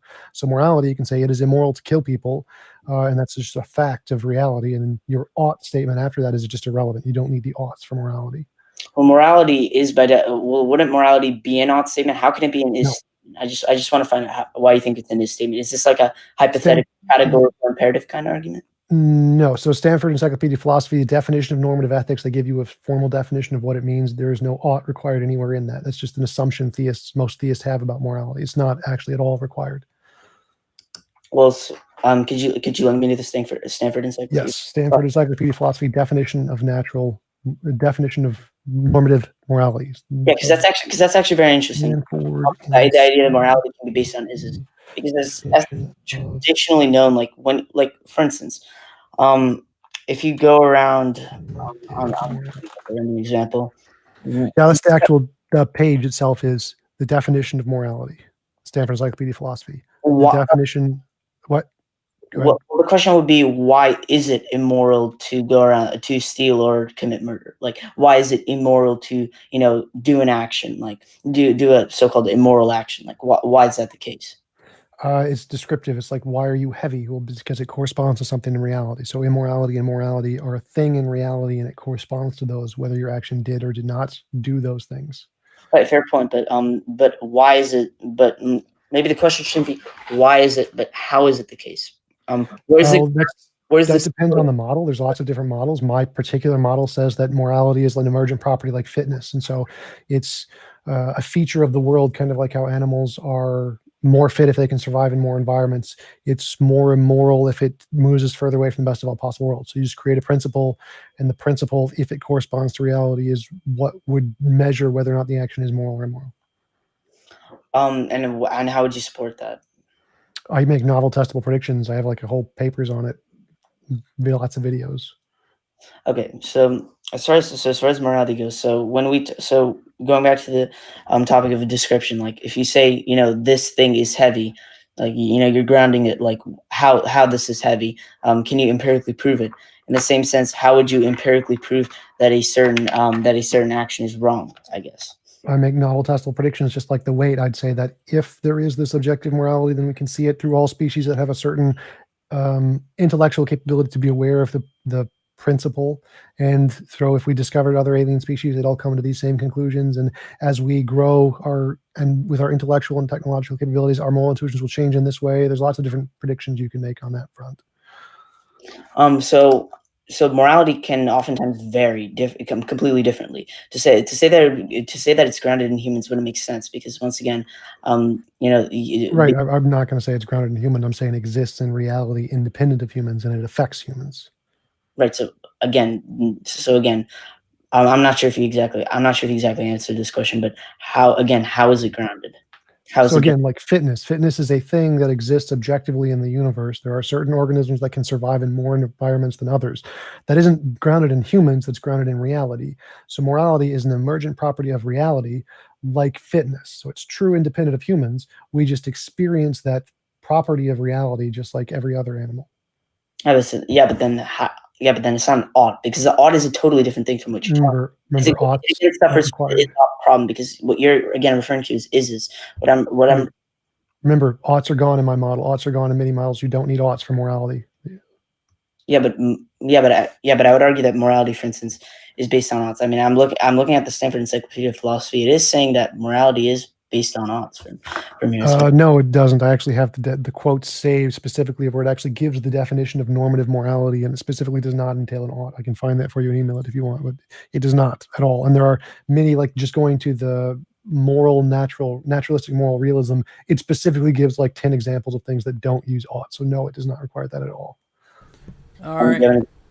You guys, y'all ready to kick it over to Q&A? Yeah. Yeah. I mean, I think there's a lot of unfinished stuff here. I mean, I did kind of want to, because I did kind of. Here it is. In the normative sense, morality refers to a code of conduct that would be accepted by anyone who meets a certain intellectual and volitional conditions. That's it. There's no oughts at all. Kind of a red herring. That's not exactly what we're talking about, though. So normative means the ought-based morality. So you can have a ought-based morality without the oughts, essentially. So you don't need the oughts to have an objective moral realism. How does the Stanford Encyclopedia prove that statement through a logical argument? Through the other lots of pages that they have there. I'm just giving the conclusion here, so you'd have to read the paper. Yeah, I would have to read the paper, and once I read the paper, it would be an interesting discussion to continue upon. This is obviously a much longer discussion than we currently would have, but I guess to wrap up what we're talking about, it's TJump is making the claim. So I brought up this problem, and he's making the claim that it's actually not based on odds. It's morality is actually based on is, and I would have to read the various papers on that. Honestly, I have a lot to learn on this, and yeah, I'd be happy to read the papers that you sent. Can you send it to me on email? It's the same one. The definition of morality. Did you find it? No, but it references papers, right? Where did you send? They're at the bottom. They're at the references at the very bottom of the page. Where did you send it? You want me to send you the link to the definition of morality on Stanford Encyclopedia of Philosophy? Yeah, and I'd like to Stanford.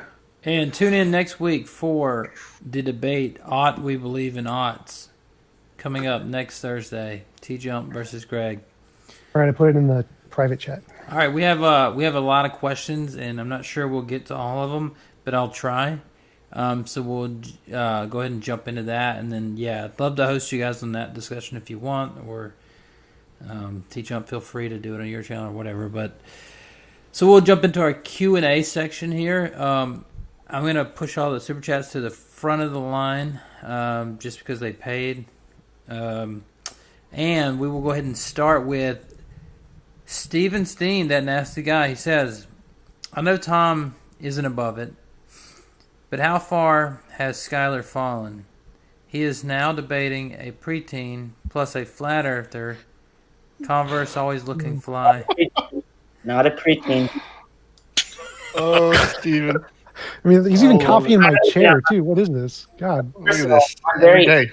at them calling me a preteen because, first of all, do I sound like a preteen? Like I just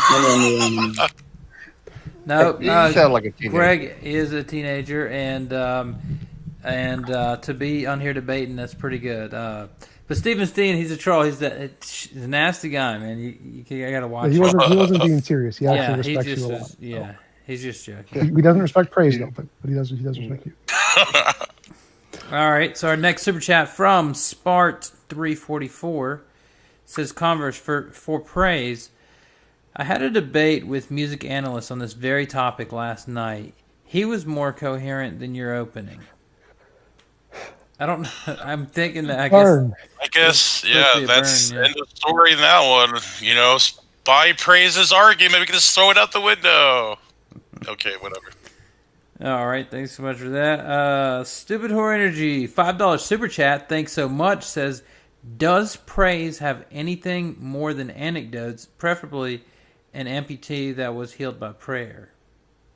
Yeah, actually, there is a documented case of that, and just give me 1 second, I'll pull it up, or I'll give it to you after. Go ahead, Converse. Should have led with that one today. That would have been a good one. All right, Definitely. Citrafreda Sarabia, thanks for being here as usual. $5 super chat says, TJump praise 1. Prove parapsychology wrong because it exists as a science. So science is wrong. It's pseudo. Says science? Apparently not. Yes or no? Oh, Yeah, it's pretty obvious, as I've addressed in the opening. There's lots and lots of papers published on lots of different fields. Most of them are not accepted because they are not repeatable. They don't convince the consensus. There are papers that inspiring philosophy quotes about nonsense about how the universe is in a hologram and we're in the matrix. You can publish papers on anything pretty much as long as you know how to write a paper. That isn't evidence it's true. So you'd have to actually have it affect the consensus, have the people who are experts in the field verify the information. That's why you're publishing it in a journal in the first place. It's not like you published and you're done and you have evidence of your conclusion. That's not how it works. You publish papers to convince the consensus. The consensus have looked at Praise's evidence. They find it completely unreliable, which is why the vast majority of experts reject it. The fact that it's published in a journal doesn't make it good evidence. The fact that it's accepted by the consensus is what makes it good evidence. So if Praises can convince the consensus, that's great evidence. So that's why I was interested in him finding his quote where he's mentioned that in the paper somewhere. All right, thanks so much for that. It's Smith. It's Smith Wigglesworth with the guy with the regenerated leg or whatever you want to call it. But also, Smith Wigglesworth. I was going to say that's a very interesting name. Smith But, Wigglesworth. Tom's wrong on that. The consensus that is it's a fallacy. It's becomes a argument from when you have the authority. So it's an argument from authority at that point. No, it's not. Stanford Encyclopedia of Philosophy, fallacies, number 9, argument from authority. Arguments from authority are only fallacious when you're not quoting true authorities, like the consensus. And there's experimental proof of that anyway. Man, that's a tough one to not crack a smile at. Wigglesworth, bro. Smith Wigglesworth. It's almost like I was reading one of the Norse mythology books, and it's written by a guy named Snorri. That's his first name. I thought that was awesome. Snorri Wigglesworth would make a really good name. So, all right, our next super chat, 5 A's from Virillion, says, what does Praise think of the published peer-reviewed paper that there is a black hole in the center of the Earth? I have to look at it, so I can't make a claim on that. But I will say appealing to a consensus is a conflict of interest, so that's why it should be repudiated. All right, thanks It's so much. the opposite of that, but okay. All right, we have T Tubin, $10 super chat. Thanks so much for that. Says, no question, just thanks for bringing great discussions. Thanks to all the debaters. Hear, hear. Well, thanks so much to you. Stupid Horror Energy, another $5 super chat, says the physical distance of the ratio of the diameter of a circle to its circumference is an infinite number. Pi. I think maybe that could have been a reference to infinities. Greg said infinities are impossible. She's saying here's an infinity. Wait, what? I didn't hear the question. Can you say it? Pi is an infinity. Yeah. Yeah. Okay, I think that. No, I'm trying to say something different. Okay. Pi is a description of something, not a tangible set of events that are occurring. I mean, like, you just conflated two different things. Like, you're saying pi describes something and it can be infinite. But when I'm talking about an actual infinite, I'm talking about something a little bit different. I'm saying an infinite series of events cannot occur. The key to, like, this is description versus, no, okay, sorry. I'm going off on that. This is events versus a description of something, which is pi. All right, thanks so much for that. Next $5 super chat from Gabriel K. says, Is praise smoky? If so, I sense a lot of doubt and depression in his voice. Promise you it can all make sense without God. So maybe that was just more of a comment. I don't know is praise smoky? I'm not sure about that part. Like, is that Yeah, I'm Smokey, guys. Yep, that's me. Okay. I didn't know if there was something deeper to that I don't understand. But No, I think I like praise better than Smokey. all right, thanks. Thank you. All right, our next super chat was from General Balzac. He just had a $5 super chat, no question there. But he does have another question, which See if I can't pull it out here. All right. It was just okay. Here it is. We might need some slow mo to. Okay, so that was just really a question about the chat. All right. Next, $5 super chat from Jamie Russell says, "What argument? Not I know a guy. Do the atheists have to deny the prophecies of Daniel if they don't know why? Are they so sure it's invalid?" Well, may I just jump in? I think that would be, I guess, switching the burden of proof. The burden of proof, I guess, would be to prove, that Daniel's a story not for the atheists, to prove that it's not. Like, I'm not taking any sides here. I think, but I do think that's shifting the burden of proof a little bit. Skylar knows more about Daniel than I do. I don't even know what they are. Yeah, I wasn't even paying attention to the question. I'm sorry. I was doing something. On my Oh, phone. That's unacceptable. Yeah, God's such a bully. That's unacceptable. Something about Daniel and their I'm deducting 5 prophecy. points from your side. Yeah, they asked about how can we not? Why don't we trust the prophecies of Daniel? How can we refute them without? Yeah, because they didn't work. They didn't come true. I mean, you can go watch Dr. Josh Bowen's video on Digital Hammurabi. He's got a detailed breakdown of how these prophecies did not happen. Yeah, that's why. All right. It's very simple. Sunflower, $5. If Planck proposed that electromagnetic radiation only exists in discrete spaghetti packets, would that have discredited the underlying core theory? I'm not sure that one's too. No, like you could say that it's anything you want it to, and if it makes testable predictions, you get the credit for it. So it wouldn't have undermined anything, even if he said it was magical God being. If he's able to make testable predictions, that counts. All right. Gabriel K, $5 says, "I don't get the hype about meta-analyses.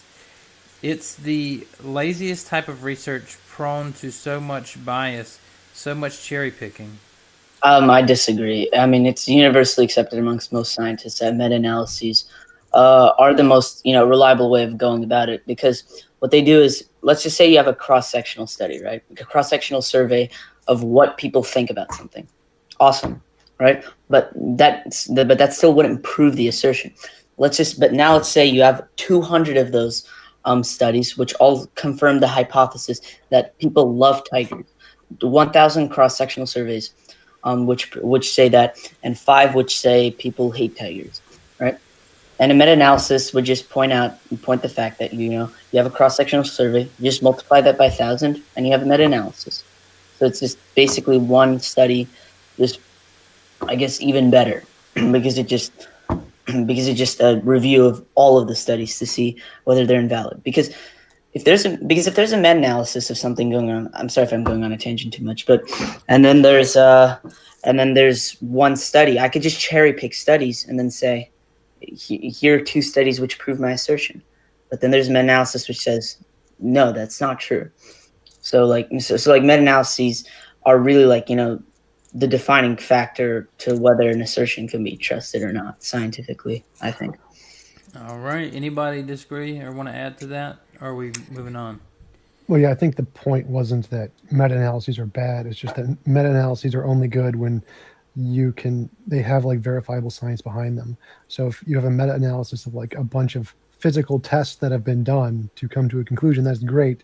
But usually when you have that many physical tests, you don't need a meta-analysis. It's just science accepts it. So you don't have a meta-analysis of physical data of protons, because we already know the protons work. So meta-analyses are usually limited to cases of things that are not well supported, to try and bolster support for them or something along those lines. They're not usually very reliable at convincing anybody in hard science kinds of ways. Yeah, I would agree, actually. All right. Meerkat SK5 sent in a $15 super chat with no question. So thanks so much for the support. We appreciate it. Just had a super chat come in from Jupiter Darman, says, for praise, Are miracles from other religions, i.e., miracles in the name of Allah, proof of those other gods? Just looking for consistency. Yeah, I would say that the devil is a great deceiver, and I would say they're demonic. Even see, what people don't understand is that yes, even the dark side, we call the dark side the devil, Satan, his workers in his kingdom, they can do miracles for people all the time. So it's not just God that does miracles. There is also demonic powers as well. All right, so we're moving out of super chats to our regular questions from the chat. Korag Nightwolf, first question for praise. Where's the evidence that Jesus cured the person's laryngitis and not voodoo? Well, that's actually a fair point. But even if it was voodoo, you would have to say it transcends natural paradigm materialist dogma. So I would say that's a fair point. But I would say that maybe the context behind it and the prayer would probably be the best explanation, but we couldn't prove it, I wouldn't say per se. All right, next question. Voodoo is considered a natural thing, so it wouldn't actually go outside of the natural phenomenon. It's just an unknown natural thing, so that wouldn't work. Natural the gaps. Voodoo, they consider it to be an unknown natural force. Are you serious? Are you saying Yes. voodoo is a natural force? Yes, the people who worship voodoo think it's a force They're of nature. spirits. They're poltergeists. No. No. All right. Okay. So our next question comes from Samuel Lil Jom. I don't know how to pronounce that, but it says, if the specific arrangement of matter in order to convey something is language, does the arrangement of something in reality come from God? If so, what is that? Do I need to try and reread that one, or Maybe, yeah. if the specific arrangement of matter in order to convey something is language, does the arrangement of something in reality come from God? If so, what is that? So I'm not really sure who that's to, but Yeah. it sounds like the design argument. There's a couple of things that I would say. Language itself is non-physical. Even if it has symbols, these symbols are, again, non-physical. They're immaterial. They convey they convey some type of language that comes from a language giver. So I think that's the argument anyway I would give. But Greggy, you're welcome to jump on in there. Could you kind of repeat the question for me again? Sorry, I didn't hear. Yeah, and I'm not sure who it's really to, but it says, if the specific argument of matter in order to convey something, or I'm sorry, excuse me, let me start over. If the specific arrangement of matter in order to convey something is language, does the arrangement of something in reality come from God? If so, what is that? You can just say skip if you don't get it. All right, skip. All right. Didn't really understand that. So the Maverick question, why do we seek meaning if our purpose is solely survival? Nihilism should surely be so much more prevalent if there were a reality. I would say we just create our own purpose. I think, usually typically in life, you talk to different people, they have their own purposes they believe in, right? If you're talking about like something even like deeper, like evolutionary, like a biological purpose, I guess it's survival to a certain extent. But I think as we have more freedoms and we evolve and things are more complex in our society, and we have the ability to have time to actually desire things greater than just survival, we create a different type of purpose. I mean, you look at not that long ago, 100, let's see, 1800s, 1700s. People weren't living, depending on where you were, like average age was like 30 by the time you would die. You didn't have much of a life at that point. So your basic everyday life was survival. and living. But yeah, I think when we talk about things now, it's more about your own purpose you create. I mean, I personally think, from a metaphysical perspective, I don't think it's that interesting of a discussion. I think the most interesting discussion would be the existential / or epistemological, I guess you could say, not really, interpretation of it, which is it actually beneficial to have a nihilistic set of beliefs or a Christian set of beliefs? And that gets into a really interesting discussion. I have a few papers on it. Like Dostoevsky, this guy on my profile, he argued that it's necessary because nihilism has its own bad consequences, like in the Brothers Karamazov and Crime and Punishment, and Demons too. But yeah, that's a topic for a different discussion. But I think it is a very interesting question. Yeah. So I just noticed that James or whoever made this background put at the top where debaters come to die. That must be like a Skylar fiction reference. I used to say where Christian apologetics come to die on the channel. That's pretty funny. I just realized that. Oh man! All right, so a couple more here. So the same person says Samuel Lilholm says, can parts with a purpose systems like language which convey meaning come from anything other than intelligence? If so, where and how? Put it simply. Boom. Yeah, it's pretty simple. It's just a physical force. So, for example, if you have a divot in the beach and the water rolls up on the beach, then the worms will sense it, or the bacteria will, and they'll just sit there and occupy the branch. It's not just worms. Any kind of chemical process like crystals will read the divot by just its physical properties, will sit there and accumulate, and you will build up sand crystals. So any kind of physical distinction that can be interacted with by a second or third source is a language in a way. There's no difference between crystals forming on a beach and English. It's just a different kind of reading system. There's nothing about it at all. It's just Shannon information theory, the definition of information. Any stochastic system can produce information. Yeah, and I disagree. I would say that languages have grammar. They have different laws and rules to it. And I would say no, that's not part of what Tom's talking about. Yeah, it is. It's rules of physics. It's written in physics. Thanks so much for that. Joshua Vickers says, ask TJump if he understands the definition. By definition, he failed. LOL. Definitions are not evidence. You have to actually show your definition is true. So if you I define computers as my left foot, and you define computers as a processing machine. Like, one of us is going to be right, one of us is going to be wrong.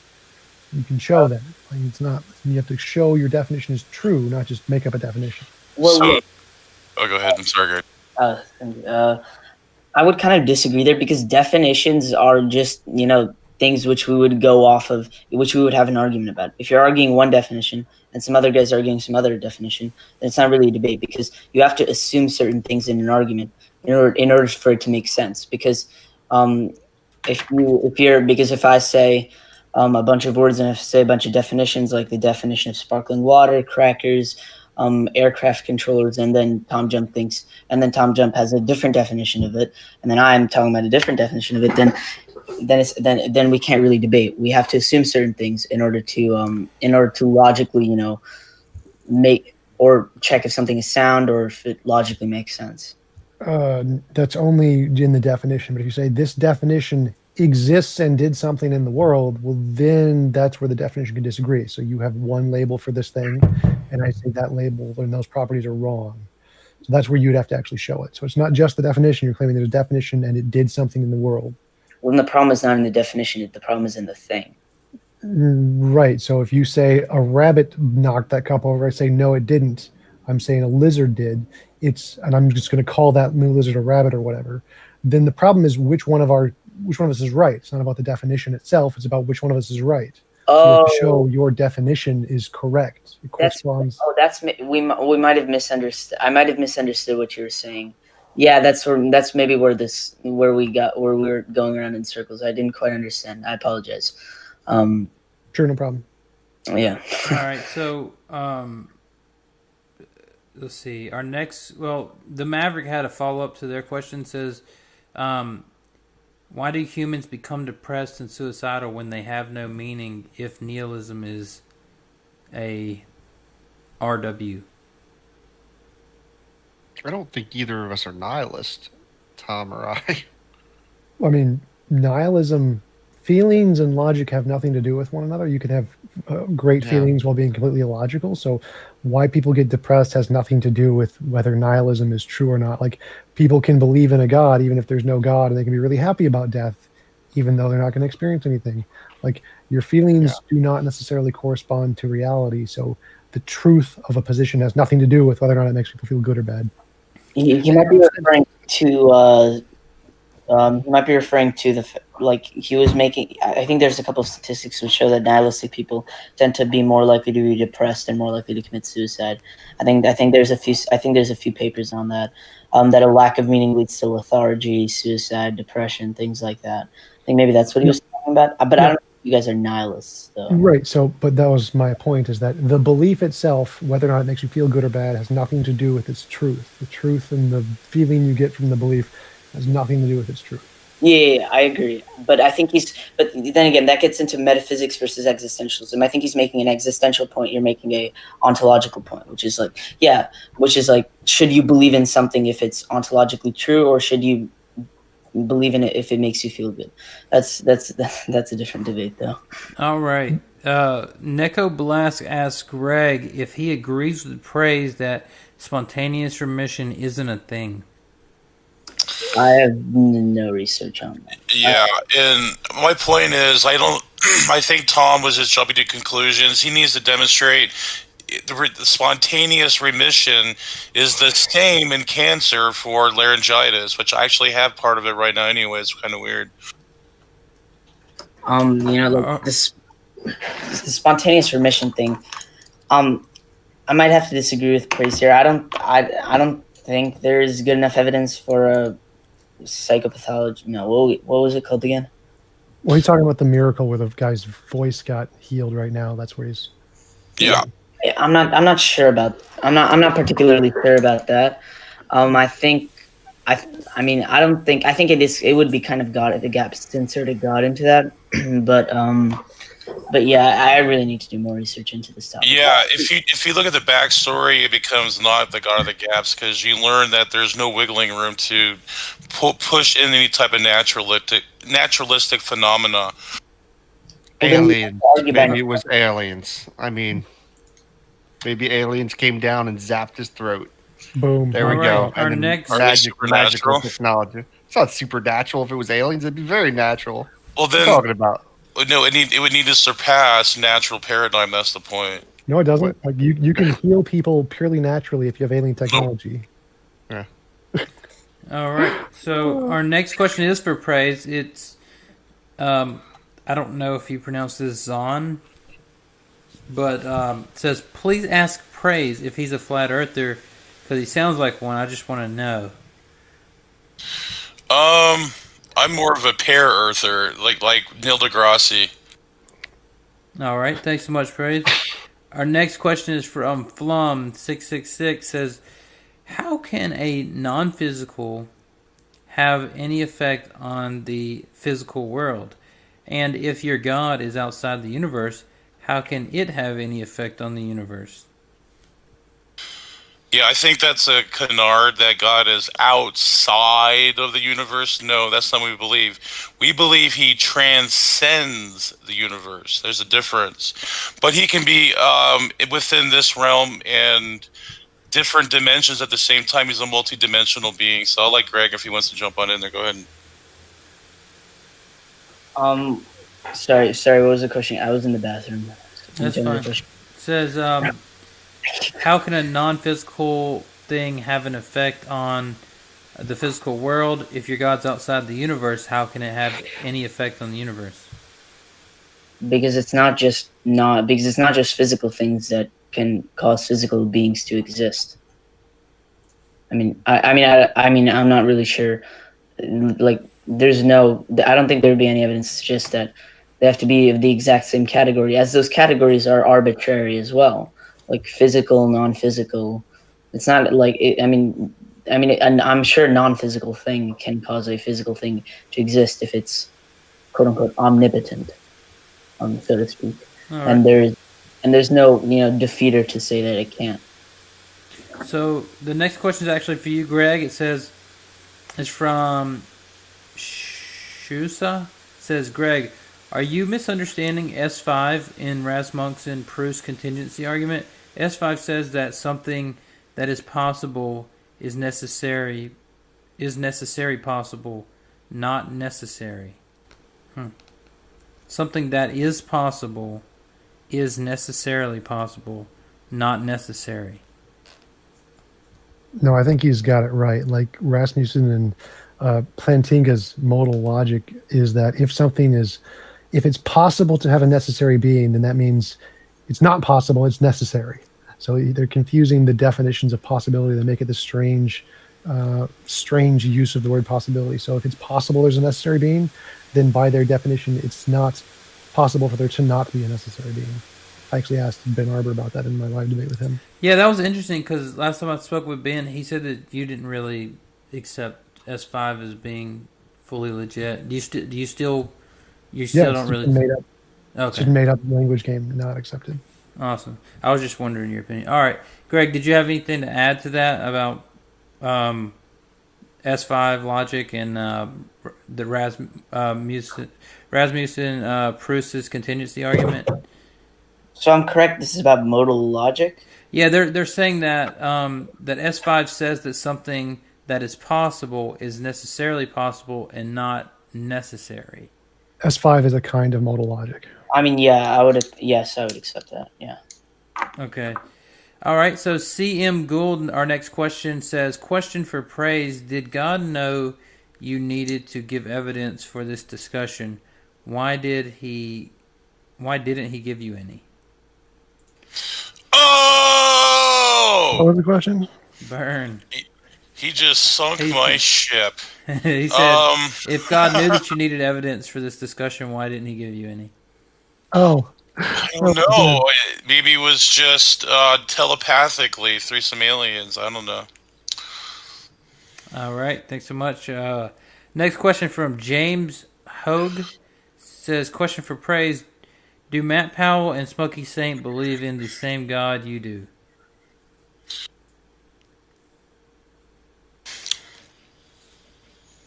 Oops, I was on mute. As far as I know, yes. All right. Dale Wilson says, can we get praise to define the word prescriptive? It means to prescribe. That's good. All right. Let's just get to a couple more questions and get out of here. All right. Uriah Christensen says, ask praise if he believes in an anti-foundationalist coherentist needs to account for laws of logic. Yes, they do. Or I would say that you can see that you have an inferior worldview. Otherwise, all right. Who's an anti-foundationalist? Like, so I'm all the models I prescribed were foundationalists, and so we have the foundationalists, but we also account for the laws of logic as just descriptive things humans made up to describe reality. So most philosophers, like, the definition of logic is just as a formal language made up by humans. Everyone accounts for logic just fine without a god. No, but see, logic isn't reduced to brain, so no, by definition, that couldn't even be the case. Again, you're confusing the words and the things they're describing. So the words that we made up for logic are just in the head. Logic, law of identity, law of logic, law of non-contradiction, all in our heads. But they describe things that exist independently. So, are you okay? So, do humans have brains? Yes. Are brains physical? Yes. Is logical physical? Is logic physics? Yes, logic is just the ideas that exist in our brains. They're physical ideas, physical neurons firing, just chemical. Well, then, can you show me what it tastes like, what it smells like, and can you show me what's the texture of it, and what is it? You can literally weigh it. It's just a certain kind of chemical function in the brain. You can weigh the laws of logic? Yeah. How much does the law of non-contradiction weigh? When you have that idea, you have a certain chemical firing in the brain. It has a certain weight. You could literally measure it.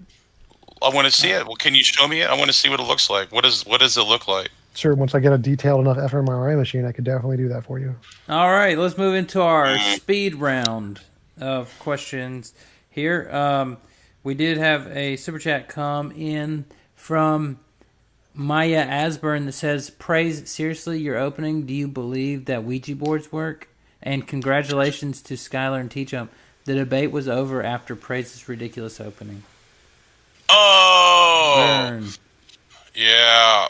Burned you. Yeah, I actually do believe Ouija boards have been shown to have some results into the parapsychological realm, and I just think people have a bias. They really haven't done research on it, so I mean that's their fault, not mine. So I'll just leave it there. All right, thanks so much. Let's answer these last few very quickly so we can get to a few more. Alex Gordon, for praise. Unfortunately, your argument says the word necessary doesn't demonstrate that God is a necessary precondition for the laws of logic. Demonstrate necessity. Preconditions for intelligibility. So you need intelligibility to even operate anything rational off of. All right, thanks so much. Critical Chris says, how is the PSR valid if it states the only two options are contingent or necessary, even though a brute fact or an infinite regress are logically possible? That wouldn't logically invalidate it. If an infinite regress, I argue that it was not possible, due to mathematical problems such as what an actual infinite minus an actual infinite would be. What was the second thing you mentioned? It said Brute facts. if it only has, if PSR is valid, if it only states that the only two options are contingent or necessary, even though a brute fact or an infinite regress are logically possible. So brute facts could be explained either necessarily or contingently, and a brute fact is something that currently has no explanation, not something that by necessity does not have an explanation. So yeah, It can be either actually in philosophy. Either one always apply. All yeah, right. but Yeah, and I would need an such. Yeah. Sorry. So our last, it's actually a statement from Adam Albilia. He wanted to say, statement for Greg. I enjoyed your honest discussion with TJump. Hoping for a follow-up soon. TJump, sharp as always. Skylar, first time, not dominant, but still great. Praise. Well, at least you're not DD. Oh gosh. All right, so that looks like it's it for us. Is there anything anybody wants to add before we take off? Yes, there's an after show in Smokies, and I'm probably going to try to get over there. I recommend anyone try to get over there. It's going to be pretty cool. All right. Anything from the other side? Thanks, guys. Thanks for having us on. Thanks for Skylar for coming on. Thanks for Skylar for co-moderating with me. This was a good time. Yeah, it was a good discussion. This is a good discussion. I hope to get more info on TJump's moral theory, as it sounds very interesting, and I might have to reconsider some of my views on normative ethics. And yeah, this was a really interesting discussion. Thanks a lot. Awesome. So we're gonna go ahead and take off. Just hit the subscribe button if you're new here. Press the like button if you like this type of discussion. It lets us know. And yeah, thanks everybody in the chat and for the debaters for being here. And as usual, keep sifting the reasonable from the unreasonable.